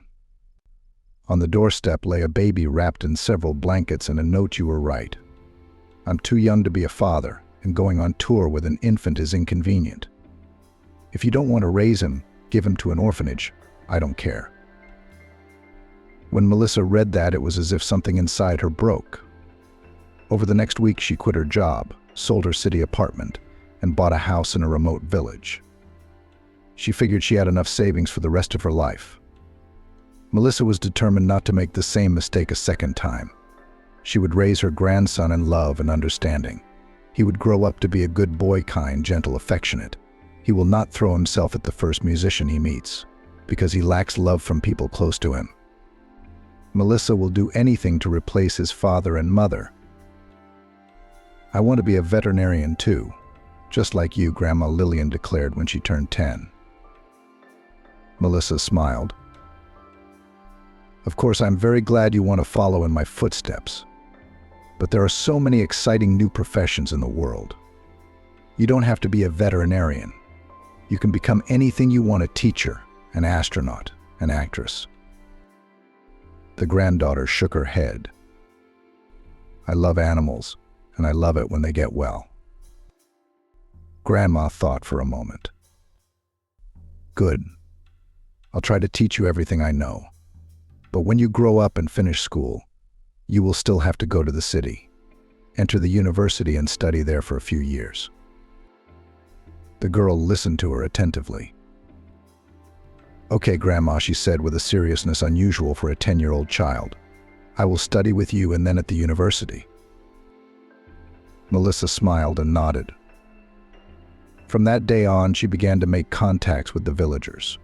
Previously, she only interacted with people out of necessity, when she needed to buy milk, eggs, cottage cheese, meat, and other necessary food and non-food items. However, when the former head of the city's main veterinary clinic realized that she would have to teach her granddaughter the ins and outs of her beloved profession, she seriously reconsidered her attitude. It became apparent to Melissa that a lot of hands-on training would be required. Just the occasional sparrow and frog won't do it, she thought. It started with a trip to the local store. Normally, the woman would try to get her shopping done quickly and go home. But this time, Melissa lingered. "I've had bitter milk for 2 weeks. Can you believe it?" She heard Paul at the counter. "Yeah. Oh, that's too bad. We've always bought from you. It was the best." "You don't say. We don't know what to do with it, even if we cut it up. But it's a pity. She's a young cow, not even 5 years old." "Did you by any chance change the place where she was grazing in recent weeks?" The women stopped talking and stared at Melissa. In 10 years, they'd grown accustomed to the strange newcomer. Although she had lived in an old house on the edge of the village for a long time, she had never done anything bad. They still called her Townie behind her eyes. Her big eyes.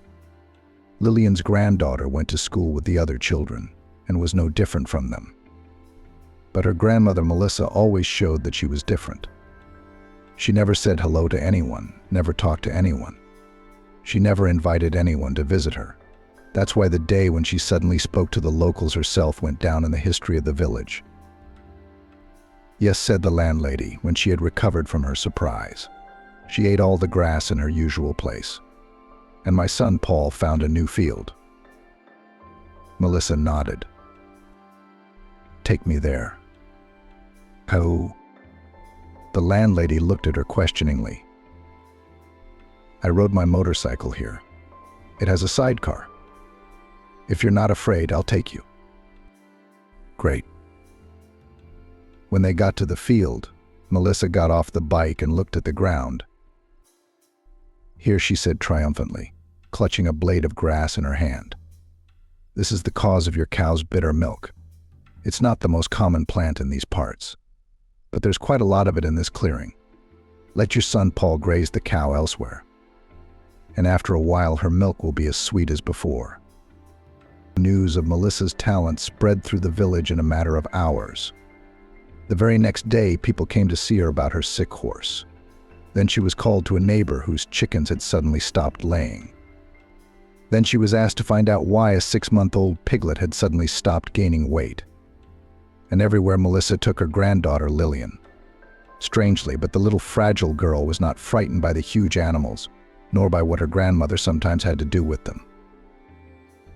Yeah, toughness of spirit.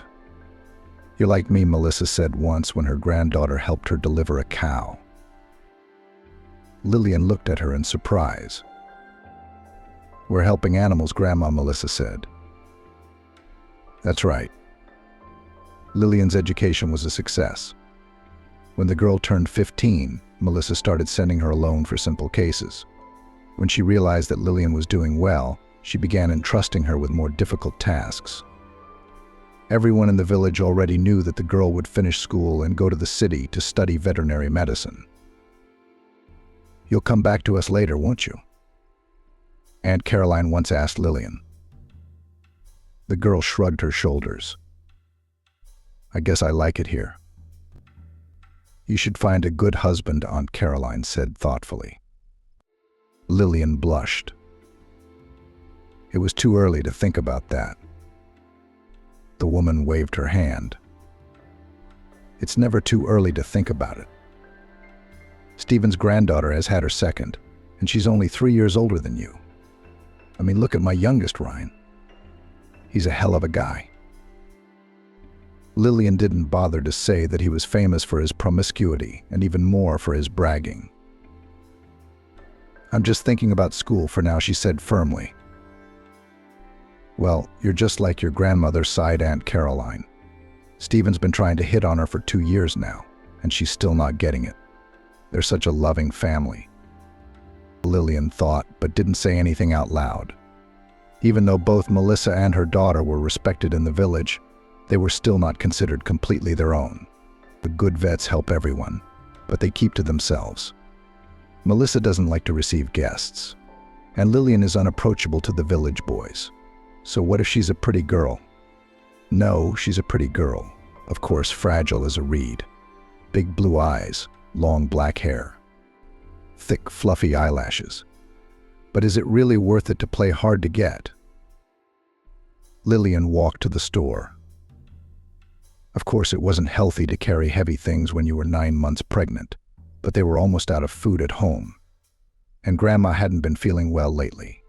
Age was taking its toll, after all. Of course, Lillian noticed how curious the villagers looked at her. The way the women smiled wryly when Lillian entered the store. They whispered as if she couldn't hear anything. Lillian didn't react in any way.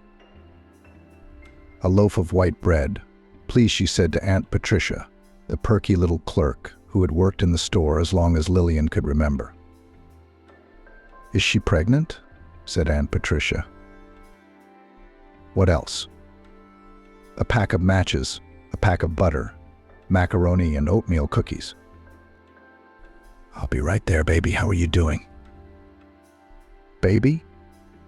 Aunt Carolyn's voice came from behind Lillian. I'm fine, Lillian answered calmly. How's school? The woman's voice was clearly sarcastic. I'm a correspondence student. It's fine, Lillian replied calmly. Oh yeah, who's the father? Daughter. Aunt Jessica couldn't take it anymore, she said. Thank you, Aunt Patricia, goodbye. Lillian handed over the money, took her shopping and left. She didn't dignify Aunt Jessica with an answer. What kind of girl doesn't want to come clean? Playing the innocent. We all know she's promiscuous, Aunt Carolyn said at her. Aunt Jessica shrugged her shoulders. What about me? Has everyone seen her? Where's the husband? No husband. So she's out. As she left the store, Lillian wiped the sweat from her forehead with the back of her hand. It's all right, she'll get over it. The stares, the conversations, the questions, not the worst of it. She could take it all. The main thing is that Grandma Melissa is on her side. Lillian got into veterinary school without any problems. She and her grandmother decided in advance that the girl would study at the correspondence department. But only for a year longer, Melissa said. You'll get the same diploma. And we need it for work. You learn the theory on your own, and I taught you everything I know. Of course, it's understandable that after all these years, a lot of new things have come up. But that's okay. If you know the basics, you'll figure it out quickly. Lillian smiled at her grandmother. You always say the most important thing is practice. Melissa nodded. And you've had plenty of it. And to make it even more, I asked one of my former subordinates to hire you at his clinic. Will you help a young but very talented doctor there and study in your spare time? Grandma asked. Okay, Grandma, Lillian replied. Studying came easily to her. Of course, a lot had changed since Grandma had been in charge of the clinic. Veterinary science had advanced a lot, but it was still much easier for Lillian than her classmates who didn't have the same experience. Peter, her grandmother's former apprentice and subordinate, and now the director of the clinic himself, welcomed Lillian with open arms. Hello, daughter. He shook her hand affectionately and invited her to sit down.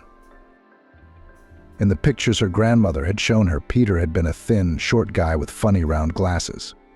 Now he was wide, had laser vision correction, and had grown a thick, dark red beard. How's Melissa? He asked. We were all shocked when she suddenly announced that she was quitting her position as head of the hospital and resigning. Lillian knew why her grandmother had suddenly resigned from such an important position, but she would hardly be happy if her granddaughter talked about their personal life. It's all right, Lillian said. She asked me to give you her regards and said she was very proud of you. Peter smiled embarrassedly and for a few seconds looked like the young man in the photo from 20 years ago. Thank you. That's very nice to hear, he said. I take it Melissa still prioritizes hands-on learning? Lillian smiled. That's why I enrolled as a part-time student. That's actually a wise decision, Peter said. Well, will you be working as an assistant to one of our doctors? I'm sure he'll teach you a lot. The doctor was only 8 years older than Lillian. However, the girl immediately noticed that he was respected by the rest of the clinic staff, and she liked Nicholas at first sight. Tall, blonde-haired, with blue eyes, he seemed to always be in a good mood and showed kindness to both people and animals. He took the news that he would now have a new assistant quite calmly. Well, Jessica? He said cheerfully. We'll see how you do in the field. I'll do my best, Lillian replied.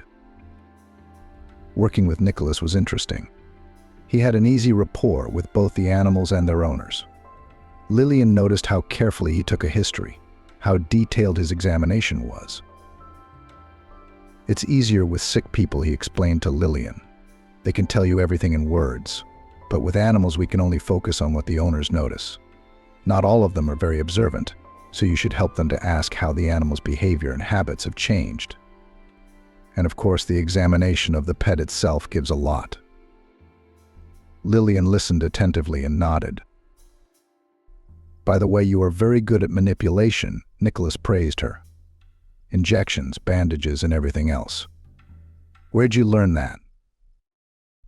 My grandmother is a veterinarian, Lillian answered. She used to take me with her whenever someone in the village asked her to help. Oh, you have more experience than me, exclaimed the doctor cheerfully. Lillian smiled embarrassedly. I've been observing more only for the last 3 years. She began to trust me. Various uncomplicated cases. And in the village our patients were mostly cows, horses, pigs, chickens, goats, dogs, and cats too, but much rarer. Well said, Nicholas. We rarely have cows and chickens, but your experience is excellent. I can see that you are good at what you do. Just study hard, do well in your exams. I'll teach you the rest. He gave her a list of current textbooks and websites. That's what you have to read. Not to the fact that half of what you'll learn at the Institute is already outdated, and another quarter will be outdated by the time you get your diploma. That's sad, Lillian said. The doctor shrugged. That's life. By the way, if you want, I can give you another part-time job. It is in our clinic you will perform manipulations for animals whose owners agree to bring them to us every day. Which, for example, to put IVs, shots, many do it themselves, said Nicholas. And I understand that. After all, everyone's budget is different. In this case, your task is to explain to the owner in as much detail as possible how to do it safely, painlessly, and effectively for the pet. Understood? Lillian nodded. But some owners are willing to pay for comfort and safety and trust their pet only to us. Sort of like a daycare center. There's a nurse shortage in the evening. Thank you, the girl replied. I would love to take this part-time job. Most of the people who came to the day hospital were IVs. Lillian quickly learned to find the veins and carefully placed the catheter. The owners of the animals were very satisfied. Lillian even almost became friends with one of the owners. Tara was a sweet little woman of about 36. It was immediately obvious that she was a very wealthy woman, expensive brand-name clothes, well-groomed, manicured face and nails, small purses that changed every time she visited. She had a long red cat named Puppeteer, who was dear to the mistress and her husband, about whom she constantly said. Alex and I have been married for 13 years, she told Lillian, stroking the cat as he lay under the IV and showing her how much he disliked this pastime. We got him the first week after we got back from our wedding trip. We came out of the store and he was sitting on the porch hungry. Small, scared. Now he looked as well-fed and well-groomed as possible, with a long, silky coat. And he's been with us ever since, Tara continued. He's like a child to us. Lillian nodded. When she had lived in the countryside, she had been used to a very different way of treating animals. Yes, the owners loved their pets, but they were more practical. If cows got sick, it potentially threatened the family with the lack of milk, cottage cheese, sour cream, and meat that the cow was once supposed to go to. Horses were needed for transporting goods, cats for catching mice. Dogs guarded the house. Chickens laid eggs. And here in the city, animals had little practical use, but were treated almost like members of their family. At first, Lillian didn't understand it, although she loved animals herself. But gradually, talking to the owners, she realized that behind each cat, dog, parrot, there was a personal story. Kuklavad the cat was very seriously ill. He had to go on drips for 3 weeks. And since the cat was not easy, Lillian tried not to go far away during the IVs. So she got to know Tyr and her family more and more. He is like a child to us, the owner of the ginger cat often repeated. And one day she decided to explain to the girl in detail. "My husband and I have wanted to have a child for a long time," she confessed. "We have been trying for almost 10 years, but it still doesn't work out." "I'm very sorry for you," Lillian said. "But you can still do it. Don't worry, you're so young." Tara suddenly shrieked. "No," she shouted almost desperately. "We've tried so many times. We've been tested from head to toe dozens of times. I've done IVF 7 times. Nothing works." She cried. Lillian was confused. She didn't expect that the treatment of the cat would turn into such a serious topic. But then the girl did realize and brought the puppeteer's mistress some paper napkins. "Thank you," exclaimed Tara, blowing her nose loudly. "And that rascal is so sick. He scared us." The cat didn't even flinch. Apparently, he was used to his mistress's mood swings. "Don't worry," said Lillian. "The puppeteer will be all right. And so will you." Tara sobbed a few more times, but then finally calmed down. "Thank you, daughter," she said.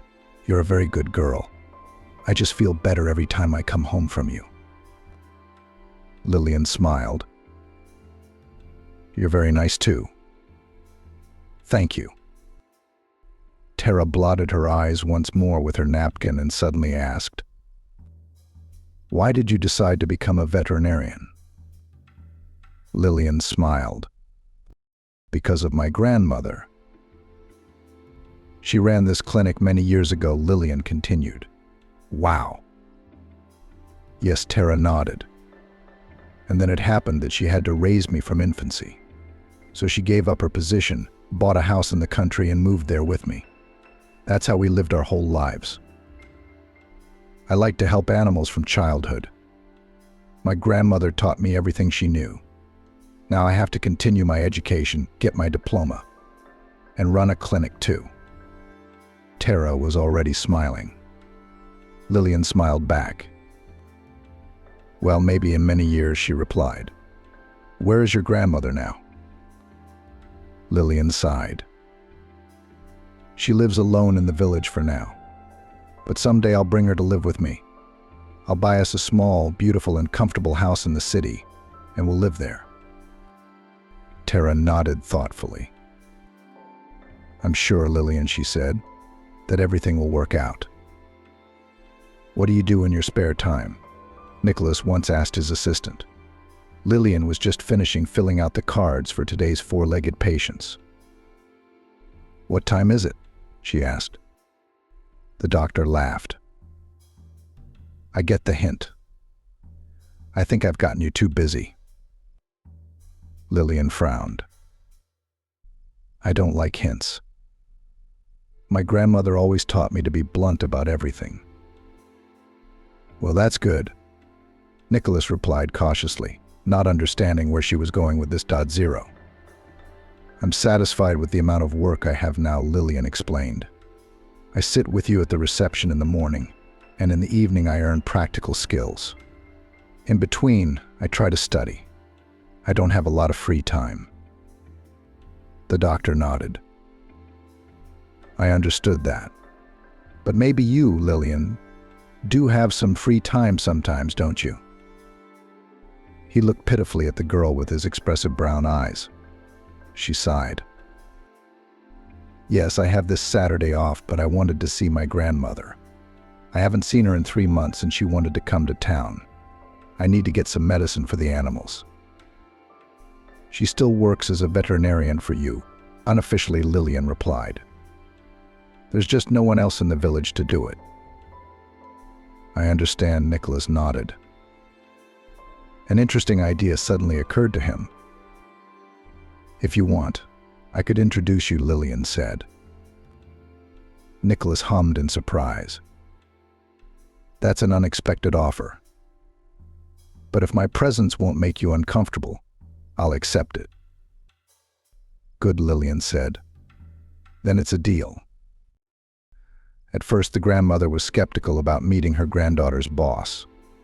But after chatting with Nicholas for about half an hour, Lillian noticed her grandmother's face soften.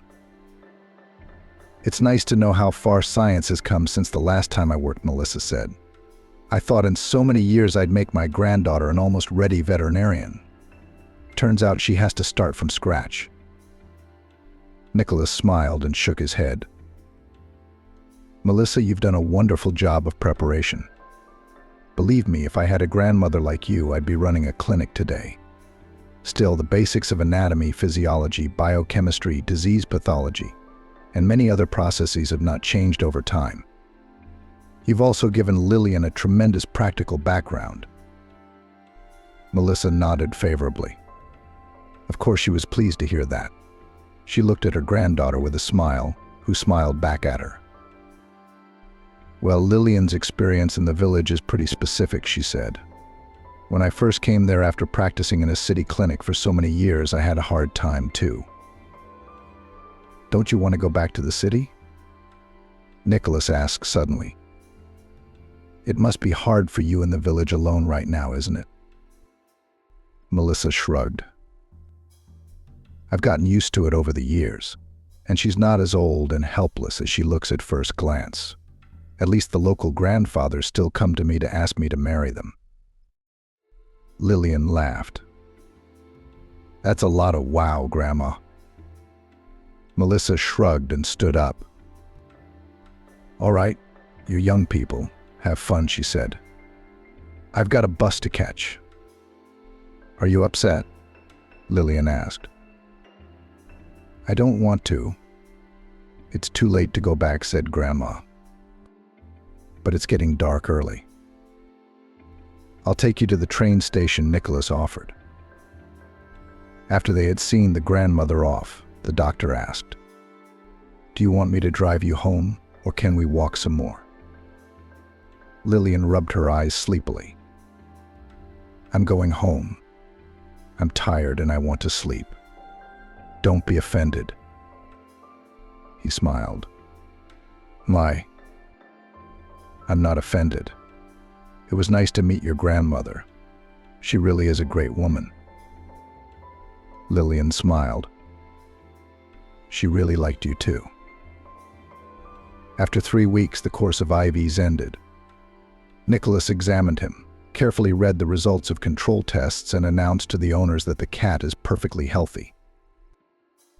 "Of course, he is no longer a boy," said the doctor, "but for his age is holding up very well. Diet I wrote you. If anything, you know our address." "Thank you very much," Nicholas said, Tara's husband. A nice, quiet man in a business suit. On Christopher's lap lay a caged treasure, which he held gently with one hand, and with the other hand he tenderly squeezed his wife's palm. Lillian suddenly turned to the girl. "I have a favor to ask of you. Could you leave me your phone number?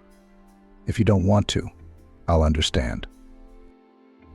Lillian looked at the doctor in surprise, but replied, "Okay, I'll text you now." Tara called her that same evening. "Lillian, I told my husband about how you took care of our kitty, and he wants to thank you." "No, you don't have to," Lillian replied, embarrassed. "I was just doing my job." "And you helped me a lot," said the cat's owner. "So please don't say no. We just want to invite you to dinner." Lillian thought that perhaps that was something she could agree to. "Okay," the girl replied. "Where do I have to go?" "What are you talking about?" Tara exclaimed. "Our driver will pick you up. You don't have to worry so much. Believe me, it's not hard for us. Especially since we live in the countryside, it's impossible to get there any other way." "Good," Lillian agreed. Of course, she was a little worried, especially when she got into the luxurious black car with tinted windows. "Hello," Lillian said timidly to the driver, a huge, pumped-up man in a black suit, who opened the door for her and helped her to get in. The man nodded without changing his expression. Why did they need this dinner, Lillian thought. A simple thank you would have sufficed. Especially since they gave me a huge fruit basket, which I shared with the entire clinic that same day. Nicholas got an expensive whiskey. I won't be as generous as Lillian and keep it, the doctor stated. Just kidding. We'll open it at the New Year's Eve party.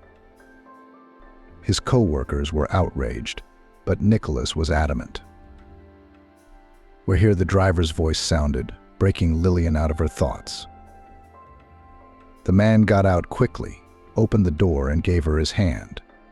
The girl thanked him embarrassedly. Shall I go in there? Lillian asked timidly, as they stopped in front of the high marble porch of a magnificent mansion. I'll show you out. As they walked along, Lillian was surprised to think that she hadn't realized how rich the owners were. The cat knew it was clear they had money. Surely she knew how much it cost for 3 weeks of IVs to save a cat from a serious illness. But that car, the driver, the country mansion behind the high fence. Lillian, are you here? Tara happily ran up to her and hugged her as if they were old friends, despite the posh surroundings. The woman kept herself very simple, which made Lillian like her even more. Christopher was here, too, only he kept a more reserved demeanor than his wife. He smiled at Lillian and nodded. Let's go to the dining room, he said, as his wife opened her arms. Yes, of course, Tara answered him. The three of them walked into the huge dining room. Lillian looked at the long table with a white lace tablecloth, filled with many dishes of food. She felt uneasy. She turned to the owners of the house and said timidly, I'm sorry in advance, but I don't know anything about cutlery. Christopher shrugged. What's there to know? You eat liquids with a spoon and solids with a fork. And if you mean those houses where they serve 10 kinds of cutlery for every meal, that's not us. We're simple people, Christopher said, putting his arm around his wife and kissing her gently on the temple. She smiled softly and invited Lillian to the table. After a few minutes, the girl was completely relaxed. In their company, it seemed as if she was sitting with old pals. The couple talked about the cat. We decided to buy him a new scratching post, Tara said. The old one is already scary to look at. Seva and I spent a week choosing one. And this bully began to tear it the first night. I had to return the old one. Lillian smiled. There was a pause, and the girl noticed how the couple suddenly looked at each other. They clearly wanted to say something else, but it was as if they were working up the courage. Finally, Tara, squeezing her husband's hand, turned to Lillian. If we're being honest, we didn't call you here just to thank you for saving our favorite cat. Of course, that too. But our main purpose was different. Lillian froze. I'm listening to you, she said. Tara took a deep breath, and in one breath she blurted out, We're asking you to be a surrogate mom for our baby. Oh, was all Lillian could say. This is all very unexpected. Christopher entered the conversation. We realize that this is a very unexpected offer, but please don't be in a hurry to refuse. Yes, we've given it a lot of thought, Tara said, and please at least hear us out. They looked at Lillian with such a pleading look that she realized she couldn't refuse the request. I told you that we've been trying for years to have a child, Tara began, but all those attempts were unsuccessful. Her voice trembled, and her husband put his arm around her shoulders. The doctors said we're both healthy, except that my body can't carry a baby, so surrogacy is my only chance. But why did you choose me? Lillian couldn't take it anymore. You hardly know me. Tara shook her head desperately. No, I've spent enough time with you to know what kind of person you are. You're a very nice girl, Tara said. Most importantly, I trust you completely. That's probably the most important criteria for us. Christopher nodded. There's probably something I should explain. I'm a fairly public person who is involved in business, in politics. Unfortunately, we are still condemning this way of having children. So it's important for us that no one knows about it. And I trust you completely, Tara repeated. But pregnancy was not part of my plans, Lillian said. I have work, school. The couple nodded. You can continue that for the first few months of your pregnancy, Christopher replied. And then you can take a sabbatical. You don't have to be on maternity leave, so you don't have to miss much. And since you're a part-time student, you might not have to miss anything. And we'll reimburse you for missed work days, of course, Tara added. In fact, all expenses will be on us. Doctor's exams, food, clothing, vitamins, trips to the hospital, and so on. But you'll also receive a substantial financial compensation. You told me you wanted to buy a house near the city to live with your grandmother, Tara interjected. If necessary, my husband and I can help you find the house of your dreams, with full renovations, furnishings, and furniture, and a convenient commute to the city for you and your grandmother. Lillian sighed. She'd been thinking about this for a long time. Her grandmother, though still vigorous, was not as strong and sturdy as she used to be. Lillian herself was not going to stay in the village, and it was unlikely that her veterinarian's salary would allow her to quickly save up for an apartment where she and her grandmother could live. Please think about it, Tara took her hand gently. You're our only hope. It won't be for long. I don't know, Lillian sighed. This is all very sudden. Tara nodded.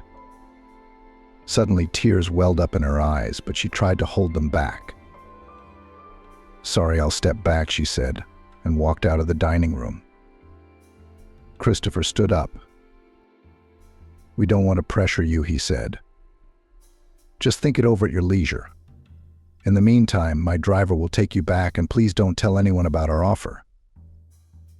Of course, Lillian replied. She kept her word and did not tell about this conversation either to Nicholas, with whom they had dinner after work, nor to her grandmother, to whom she went to celebrate New Year's holidays. How are you here without me? She asked Melissa. I'm getting by, she said. Of course it can be difficult, especially in winter. You know, without central heating, water supply, and a warm toilet, it's not very cozy here.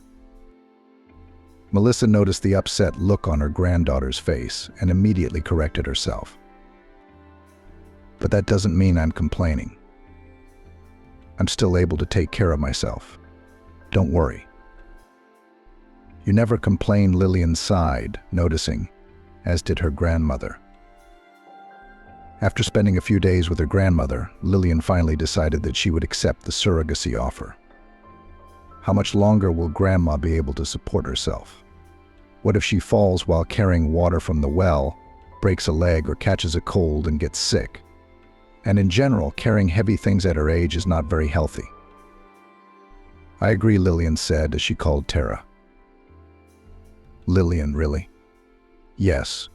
Oh, my girl. This is the best present my husband and I could have gotten. When can we see you?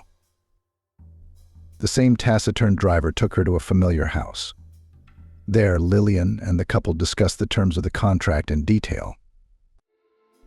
Most importantly, you must keep it a secret, Christopher said seriously. I absolutely insist that this condition be fulfilled, even if it concerns friends, lovers, and relatives.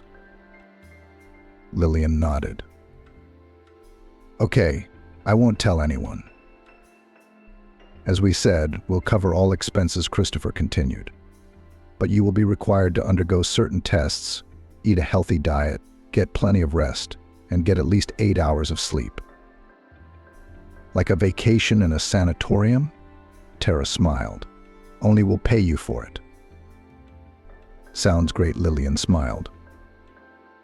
You'll also have a personal assistant, Christopher said.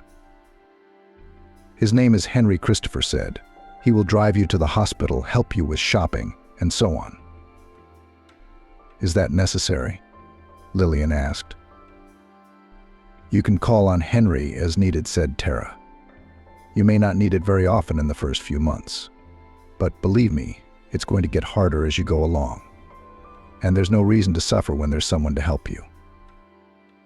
Okay, Lillian replied. It took several months for a full examination, after which the doctors said that Lillian was perfectly healthy and could become a surrogate mother. They succeeded on their first try. "Oh, I'm so happy," Tara exclaimed, literally crying with joy. She hugged the girl and kissed her cheeks, flooding her with tears. Christopher, as always, was more reserved, but Lillian could see that he was happy too. "It was our destiny to meet you," Tara said with conviction. "It's scary to say this, but I consider it a sign of fate that my husband got sick and it brought us to your clinic." Ryan meowed loudly when he heard his name and jumped onto Lillian's lap. He had grown accustomed to her during his visits and now considered her a member of the family. "That's a sign," Tara nodded with conviction. Lillian was glad that everything had happened so quickly. The first few months of her pregnancy had been easy, and she had only occasionally used Henry's services. "You get used to a good thing," she said as she got into his car after work. "What's on the schedule for today?" "Ultrasound, eye doctor, dentist, and neurologist," he said as he turned the key in the ignition.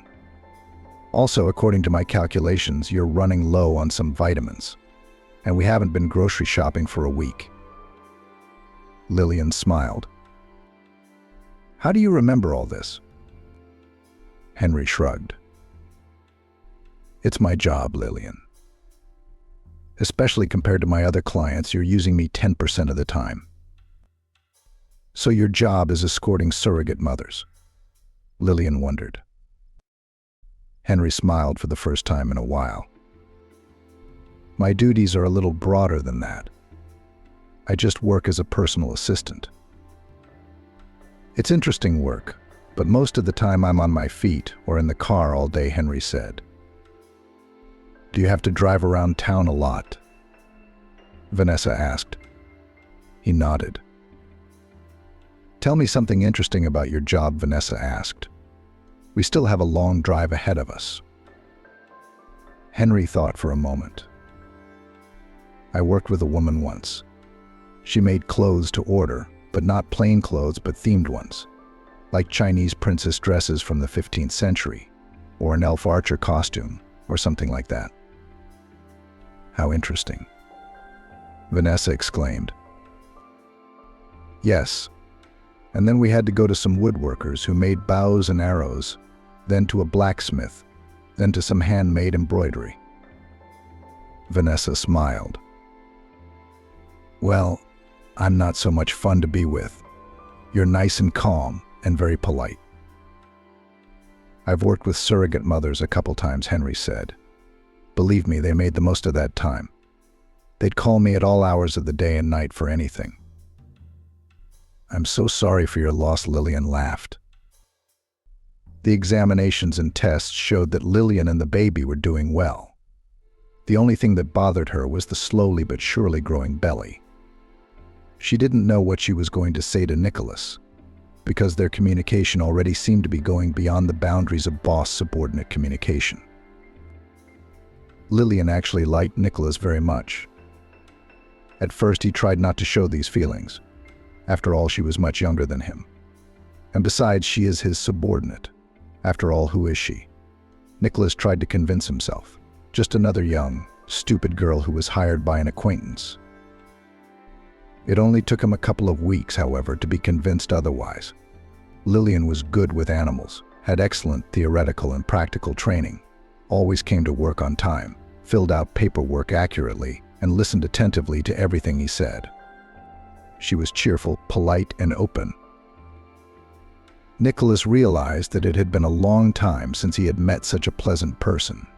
He decided that he would try to make friends with her. No one forbade him to do that. Nicholas also liked Melissa. It became clear how Lillian had such an upbringing and strong character. And then Lillian agreed to go out to dinner with him after work. And after that evening, Nicholas realized he was in love. He decided not to hurry. To confess his feelings, he did not want to frighten Lillian. Let everything go as it was going. He would be impeccably polite and professional with her at work. And when they had a chance to meet, he would begin to gradually, step by step, reduce the distance. until Lillian is ready. And things seemed to be going well for him. Nicholas could see that she liked him too. Lillian laughed at his jokes. They'd hold hands when they went for walks. And then all of a sudden, things started to change. No, Lillian still looked at him with the same tenderness as before, didn't avoid him at work. She seemed to be just as open with him, except that Nicholas could see and feel that she was hiding something from him. Lillian had some business of her own that she didn't tell him anything about. A couple of times he noticed her being picked up from work by some young guy in the same car. Nicholas knew for a fact that Lillian had no brothers or friends here, so he was tormented with jealousy. I realize she doesn't owe me anything, he thought. I haven't even confessed my feelings to her, but I think it's clear enough. And if she has someone else, why won't she tell me? A couple of times he even tried to strike up a conversation with Lillian, asking if she had someone. Lillian only laughed. Not at all, Nicholas, she said. It was at work, so Lillian addressed her boss as you. I don't have time for this, she continued. Right now I'm all focused on work and school. Nicholas could hardly contain a sigh of relief. Besides, Lillian added suddenly, I don't want to meet anyone. I already have all the people in my life that I want to socialize with. She blushed. Nicholas suddenly felt his heart hammering hard. Did I understand you? He said, hiding a smile. He decided that it would only be a short time before he would ask her to go out with him. Then he suddenly noticed that Lillian was pregnant. Lillian tried to hide her growing belly as much as she could. She was thin, so it wasn't easy. She decided to expand her work uniform as much as possible. Then she started to wear a white robe on top, but she began to think that the clinic staff suspected something. Especially the girls noticed such things. No one asked her directly. But Lillian realized that the day would come when even Nicholas would guess her situation. And she had no idea what she would say to him. Why are you so sad today? Henry asked her as he picked her up after work to take her to the doctor. It's just been a rough day, Lillian said. Henry thought for a moment. Do you mind if I give you a friendly hug? He asked. Can I do that? Yes, Lillian said. He walked over to her, then hugged her gently. Lillian sighed and hugged him back. Thank you, she said. It really did feel better. Henry smiled. I'm very glad. Now I'll help you into the car and we'll go. We can't be late. They drove off. Lillian didn't know that Nicholas had seen the scene from the study window. Except that, without knowing the context, he took it very differently. Lillian, we need to talk, he said the next day. The girl looked up at him in surprise, and she noticed that all day long the chief was not himself. But she decided that if he wanted to, he would tell her everything himself. I'm listening, Lillian replied. Nicholas walked around the office. Have you noticed that I like you? He suddenly asked. Lillian blushed. But I had that assumption, she admitted honestly. The doctor grinned. The assumption was kind of obvious. And I didn't think you were disgusted with me either. She was embarrassed. You're a wonderful boss, she said quietly, and a great friend. I'm really glad I met you. You are. And when I asked you if you were seeing someone else, you said you weren't. That's true, Lillian replied. The warden nodded. Then how can you explain your pregnancy? I didn't want to believe it until the last minute. The whole clinic has been talking about it for 2 weeks. Lillian froze. She wanted to tell the truth. But she couldn't. She couldn't let down the couple who had entrusted her with their secret. I don't want to talk about it, she said in a trembling voice. That's it, said Nicholas. Good. It's clear to me. He left the office, slamming the door. Lillian cried. The next morning, Lillian went not to the office, but to her boss. There she wrote an application for maternity leave, and after that she went to the train station to buy a ticket for the bus to the village. She was lucky because there she met a fellow villager who was also going home. When Melissa saw her pregnant granddaughter, it was as if she wasn't even surprised. Lillian was afraid her grandmother would yell at her, bringing to mind her mother, who had gotten Lillian pregnant when she was also very young. But grandmother only asked one thing. "Do you want to tell me what happened?" "Sorry, Grandma," Lillian sighed. "I can't yet." "Good, know that I'm always on your side. You can stay here as long as you want." "Thank you, Grandma. I promise after this baby comes out, I'll be able to tell you everything." "Okay, sweetheart, I hope you realize you're going to have a hard time in the village. They don't like us enough, and now you're the only one they're going to talk about." "I'm prepared for that. Did you teach me to be strong?" Grandma smiled. "You've always been strong, my girl." "Daughter, sweetheart, why did you scare us so much?" Tara exclaimed the next time they were on the phone. "What's wrong?" Tara asked. "I'm fine," Lillian replied. "I just had to leave work earlier than I had planned. I'm going to live in the village with my grandmother until the birth. Don't worry, I feel fine. I'm taking my vitamins. If it's an emergency, they'll take me straight to the hospital. It's only an hour by car." "Shouldn't you move into our house?" "Maybe?" Tara asked. Lillian smiled.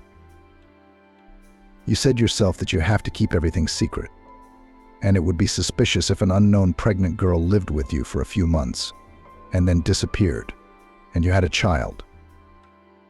Tara sighed. "Yes, you're right. Then we can get you whatever apartment you want in the city."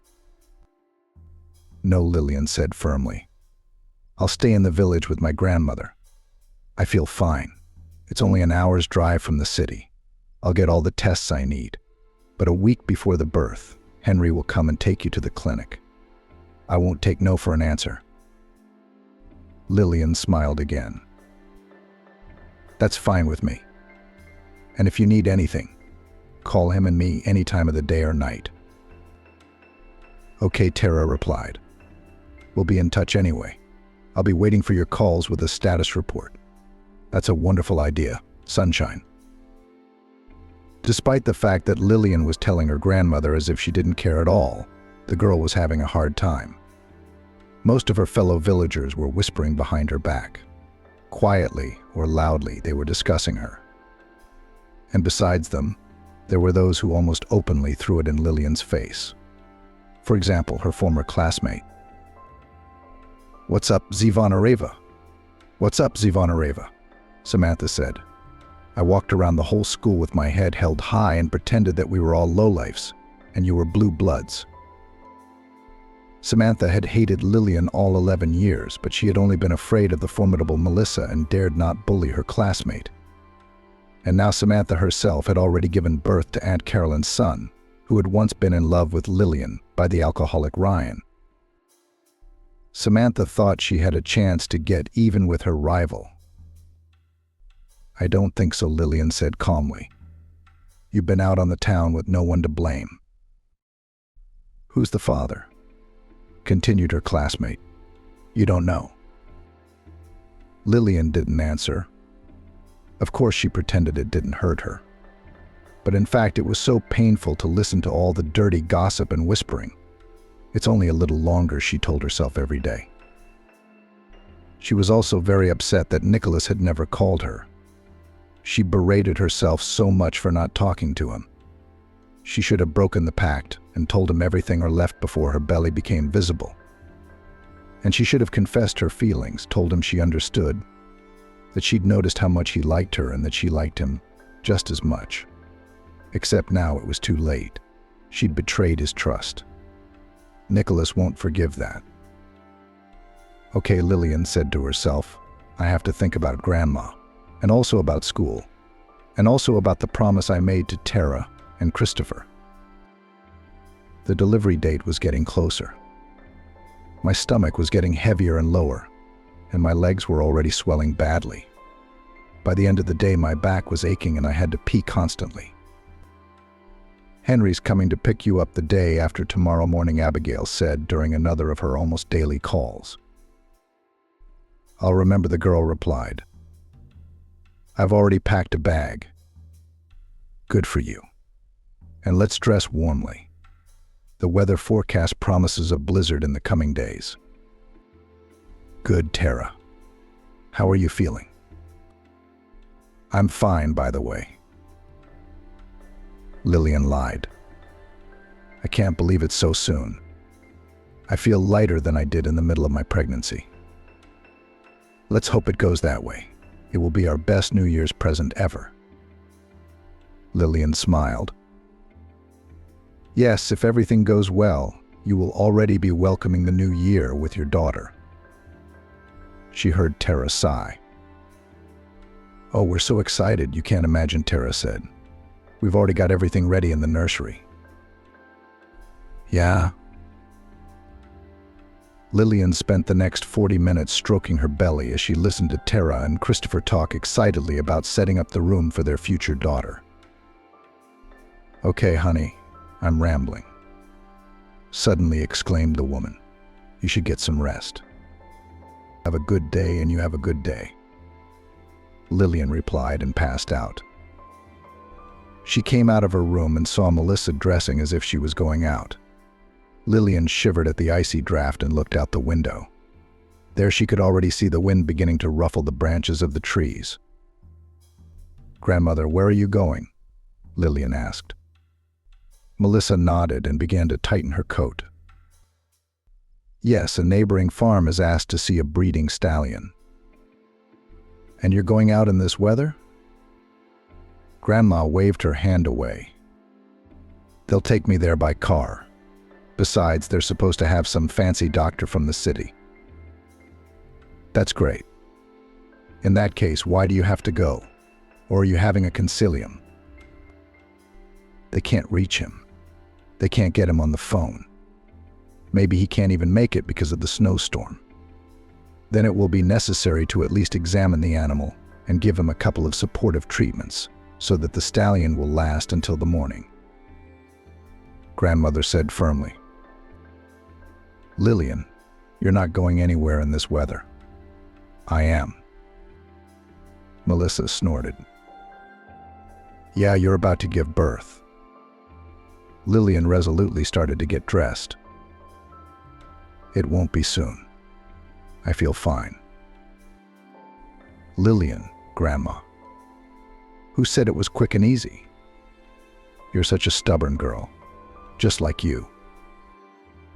Melissa laughed. Okay, but be careful. Don't worry, Grandma. The blizzard was getting worse. Are we going to be okay? Lillian asked the son of the owner of the company who was driving her. Yes, we still have about 20 minutes to go, he replied. You'll forgive us for disturbing you in this weather, but the stallion is our everything. My father invested so much money in him, we had to take out a loan. If he dies, we'll go bankrupt. And our company employs so many people in the surrounding villages. Grandma Melissa told me. Since you built the farm, many of my neighbors have jobs. It was always my father's dream, he said simply. He put everything he had into this farm. Lillian nodded. I promise I'll do everything I can for your stallion. After the examination, it was clear that the stallion would live. Lillian told the owners, who breathed a sigh of relief. I know you have a city specialist, an experienced veterinarian, coming to see you, she said. We don't know yet, sighed the farm owner. We can't reach him because of the snowstorm. Okay, Lillian said. I'm going to give him a couple of shots and record the treatment. If your doctor doesn't come, follow it. When she had finished with the stallion and was about to ask for a ride home, the farm owner said, "Oh, just arrived. The doctor can have a word. I don't remember what you said or what shots you gave." "No problem," Lillian said. She waited for the town doctor to get out of the car and come to the stables. "Where's our breeding patient?" She heard a familiar voice. Lillian's heart raced. What was this stupid game of fate? Lillian. Nicholas seemed as surprised as she was. "What are you doing here?" he asked coldly. "I was examining the stallion," Lillian replied. "I forgot you lived nearby." Nicholas sighed. "Is that the local doctor they told me about?" "All right, you'll tell me all about him," he said. "It will be quicker that way. I don't want to be outside too long, it's already blizzarding." Nicholas hated to admit it to himself, but he was glad to see Lillian suddenly. How he'd missed her. Yes, he was angry that she hadn't told him about her relationship and pregnancy, but how much he missed her. And now he looked at her so familiar face, eyes, lips, and couldn't tear himself away. He wanted to spend just a few minutes with her, to hear her voice, to look into her big blue eyes. What he asked, because he'd been thinking and hadn't heard what Lillian had said. "I said, did you examine the stallion too?" Lillian repeated to her husband. Nicholas blinked confusedly. "Of course. I trust you completely," though he added, "when it comes to work, of course." Lillian flared up but didn't answer.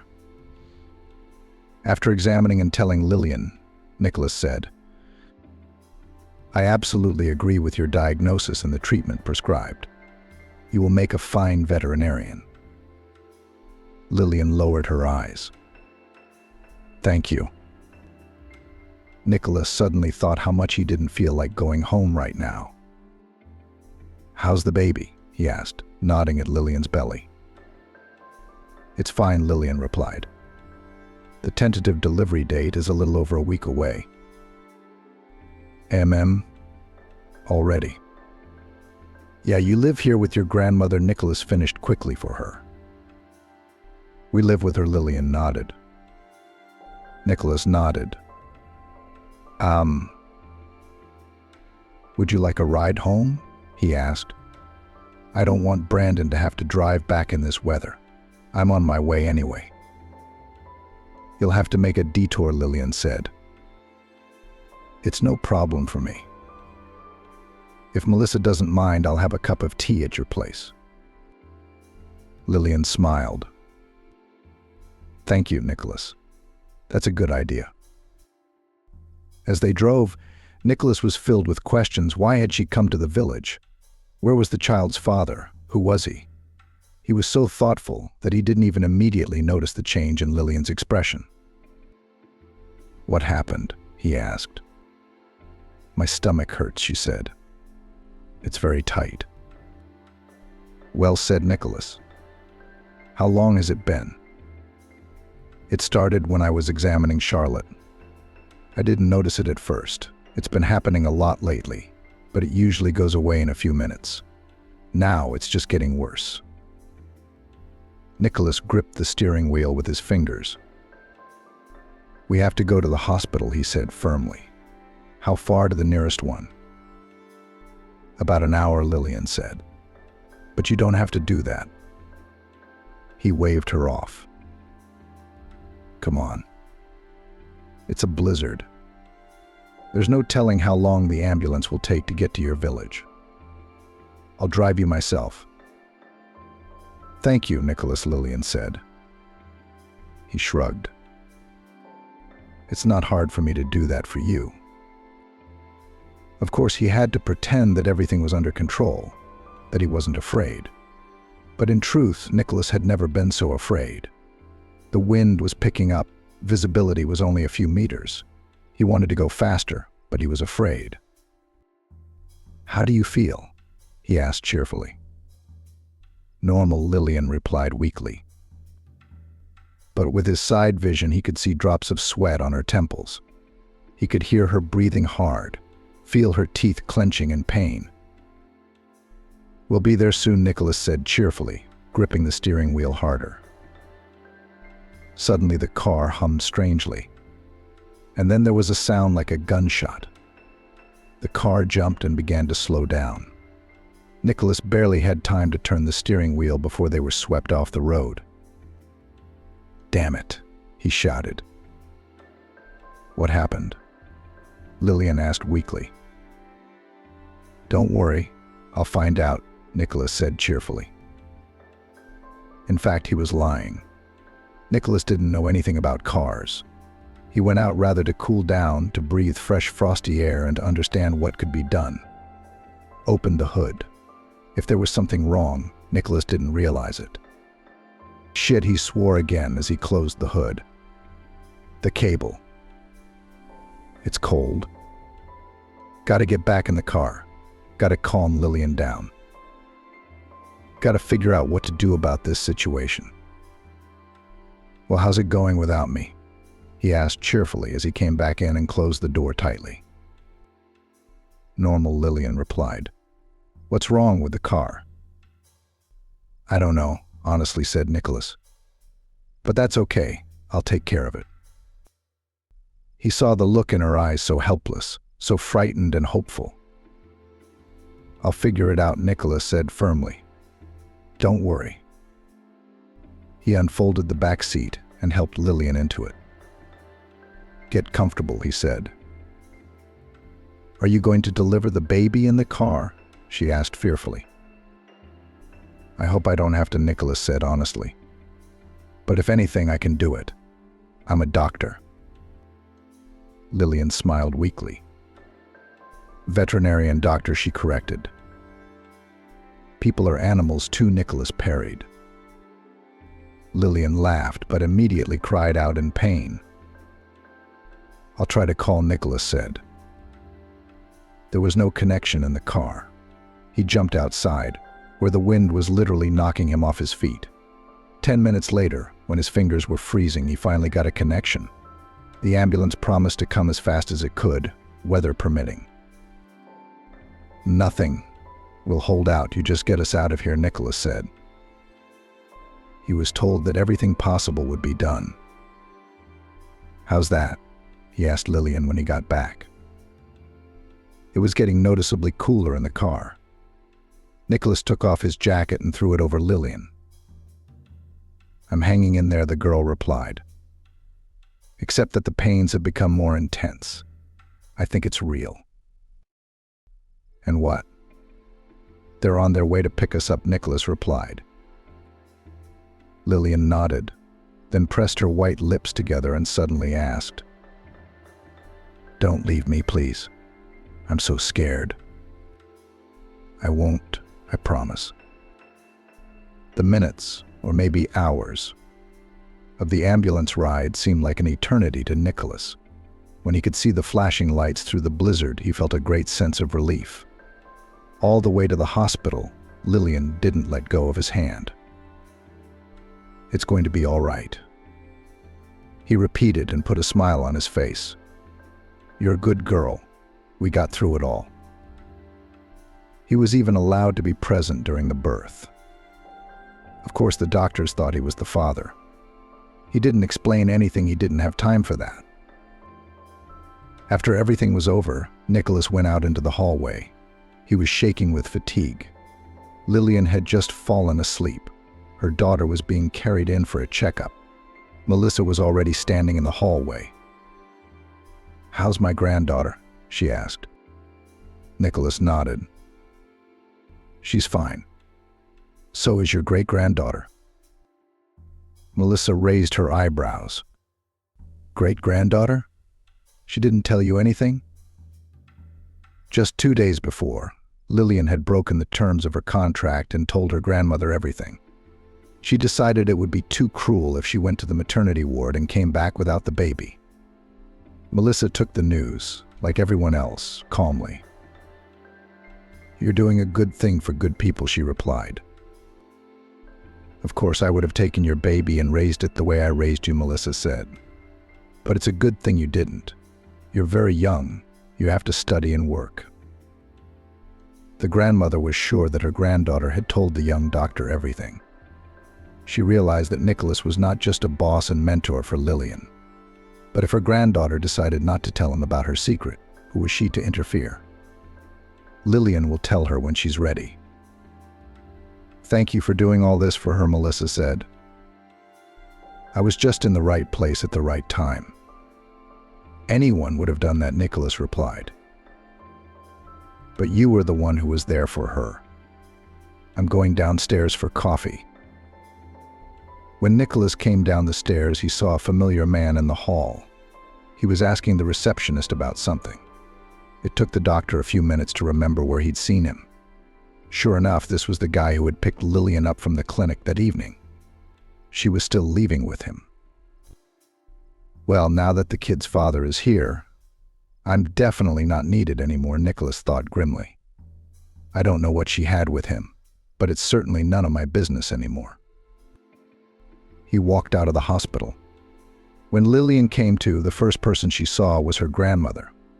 She was sitting beside her bed, holding her granddaughter's hand. Then Lillian saw Henry, Christopher, and Thera. The last one was holding a small package. "How are you feeling?" Melissa asked softly. "Normal," Lillian replied. "How's the baby? Is she okay?" Tara looked up at her, her eyes full of gratitude and tears. "We've decided to name her Hillary," Christopher said. Lillian smiled. "It's a very pretty name." "Thank you," Tara said. Lillian suddenly realized that she couldn't see Nicholas. "If it weren't for Nicholas, Hillary and I wouldn't be here," she said. "Where is he, by the way?" Melissa sighed. "I saw him. I think Nicholas left." "You didn't tell him anything?" "No," Lillian replied. "I figured you'd tell him yourself, or even pressed your lips together," Melissa said. "We'll be here with you until the day after tomorrow," Tara said. "And then we'll take you home and help you pack your things." "Things?" Lillian asked in surprise. Tara raised her eyebrows. "Sweetie, you don't seem to have fully come to your senses yet," she sighed. "Remember the terms of the contract. You gave birth. We bought you and Melissa a house in the Phoenix City limits." "I remember," Lillian replied.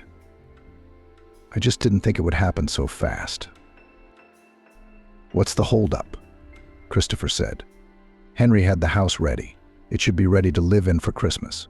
It's all decorated. He'd put up the tree, put up the lights, even bought the food for the holiday table." Henry, Lillian smiled. "You're wonderful." The boy waved his hands. "I wanted to make you happy in honor of such an event. Thank you." When two large, expensive black cars drove into town, the news spread faster than the cars could reach the house where Lillian and Melissa lived. The neighbors quickly discerned that several other people had gotten out of the cars besides the occupants of the house themselves. A young guy, obviously the child's father, an older man and woman, probably his parents, and a big man in black, either a security guard or a driver. "So what's so important our Lillian got knocked up?" the neighbors chattered. "A deputy, I think. Or an oligarch. Probably an oil and gas trader," others speculated. "Oh, Lillian's a lucky girl. I can see why she's having babies with our guys." "They're carrying their stuff around?" There wasn't much stuff. Besides clothes and shoes, Lillian had packed all her books and her grandmother's veterinary books. "Give it up. It's all old stuff," Melissa said. "It's been 100 years since the information has been out of date." Her granddaughter shook her head stubbornly. "You taught me from them?" "It's a memory." Grandma sighed. "As always, you can't be argued with." Melissa herself, in addition to her personal belongings, took some of the dishes and framed photographs that had hung on the walls for years. "If you say you have everything you need to live," she said, referring to the old beds, armchairs, table and chairs, "I'll leave this junk here. If you want Christopher put in, we can find movers, rent a car, and they can move every last nail." Melissa waved her hand. "Don't give me that. She's sick of it. I haven't lived here as much as I've been hiding from myself for 20 years. Christopher nodded thoughtfully. "I understand. And it's good that you decided to get out. I know how to see strong people. Both you and your granddaughter are strong.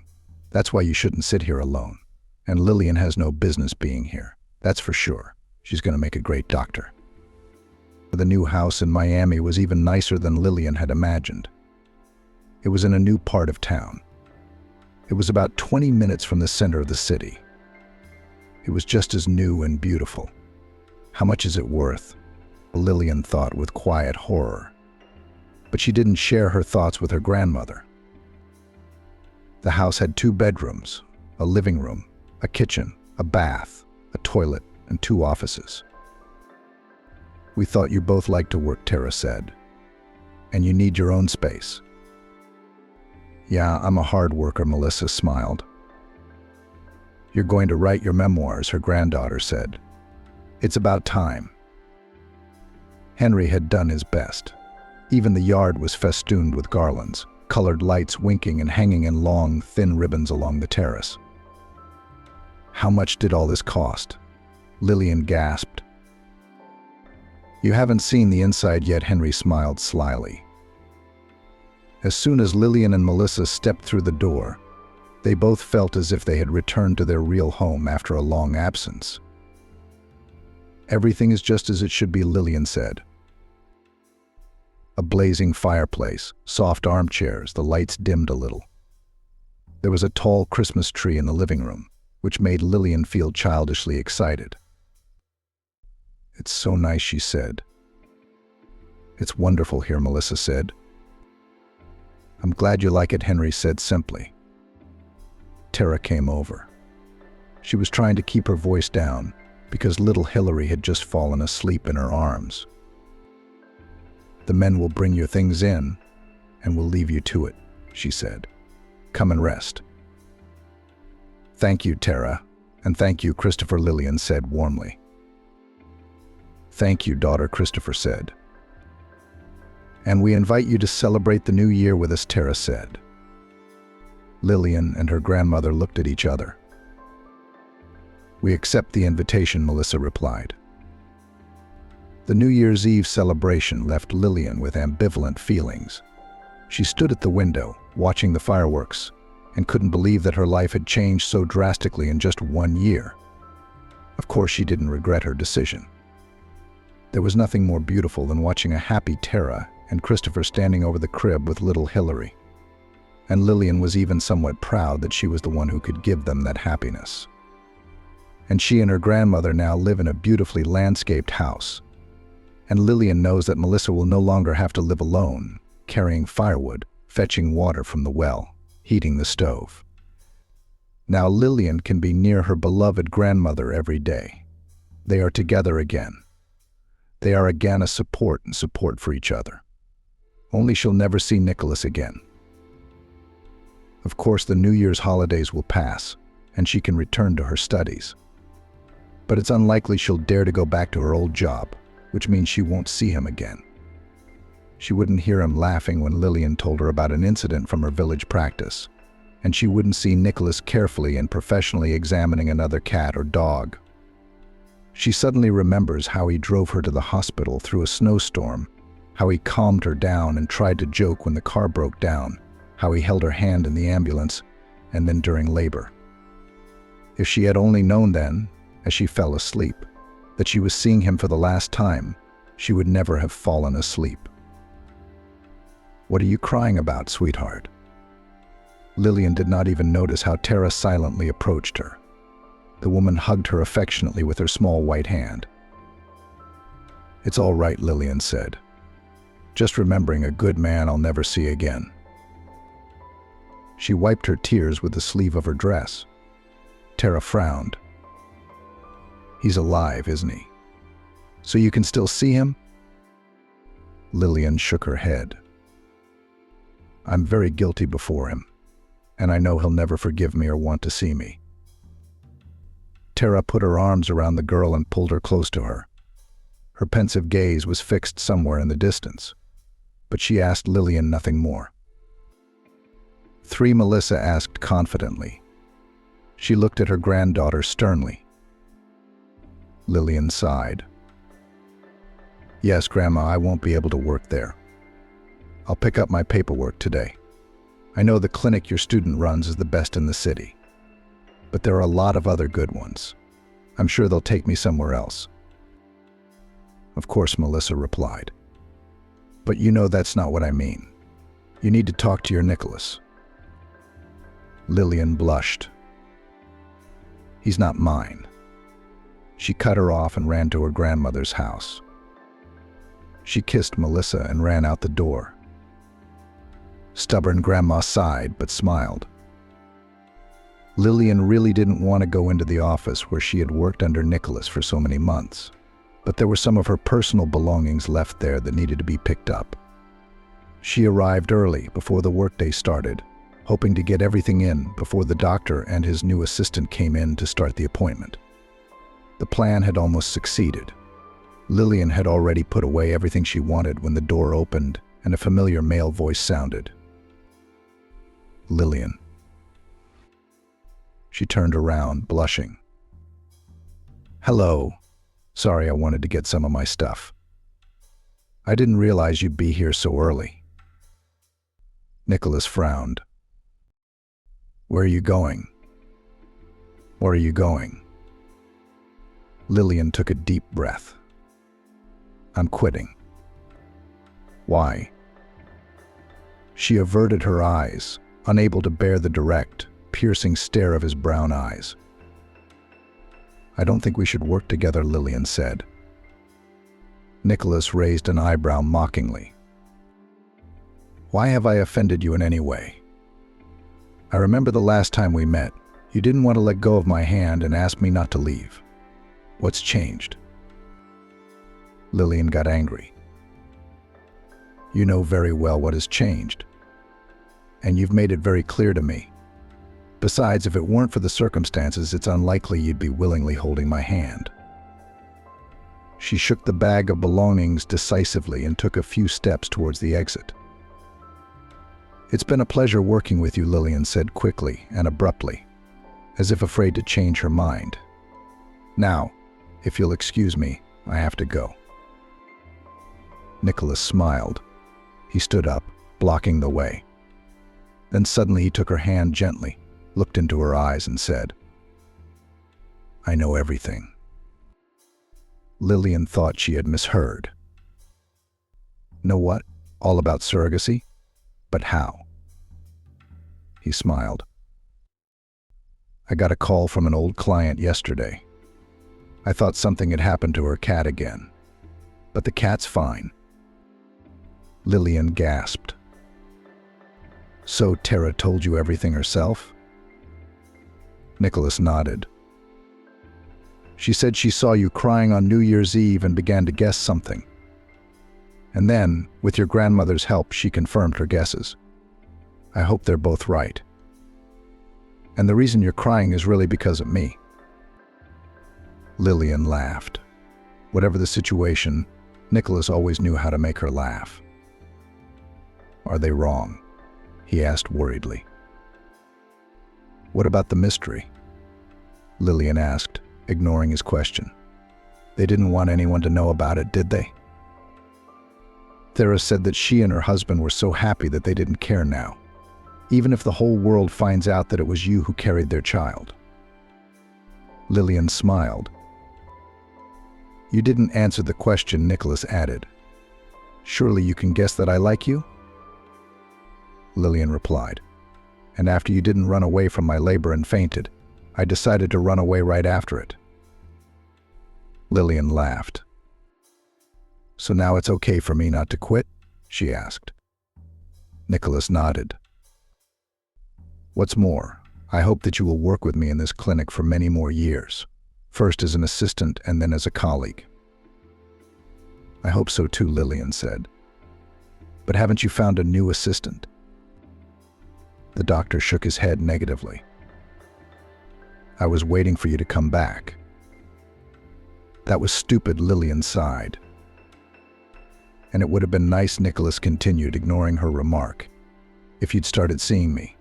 Unless, of course, you're really in love with that guy who picked you up after work. Lillian laughed. Now I see what upset you back then. No, I'm not in love with Henry. She rose on tiptoe and kissed Nicholas on the lips. He gently wrapped his arms around her, pulled her close, and kissed her back.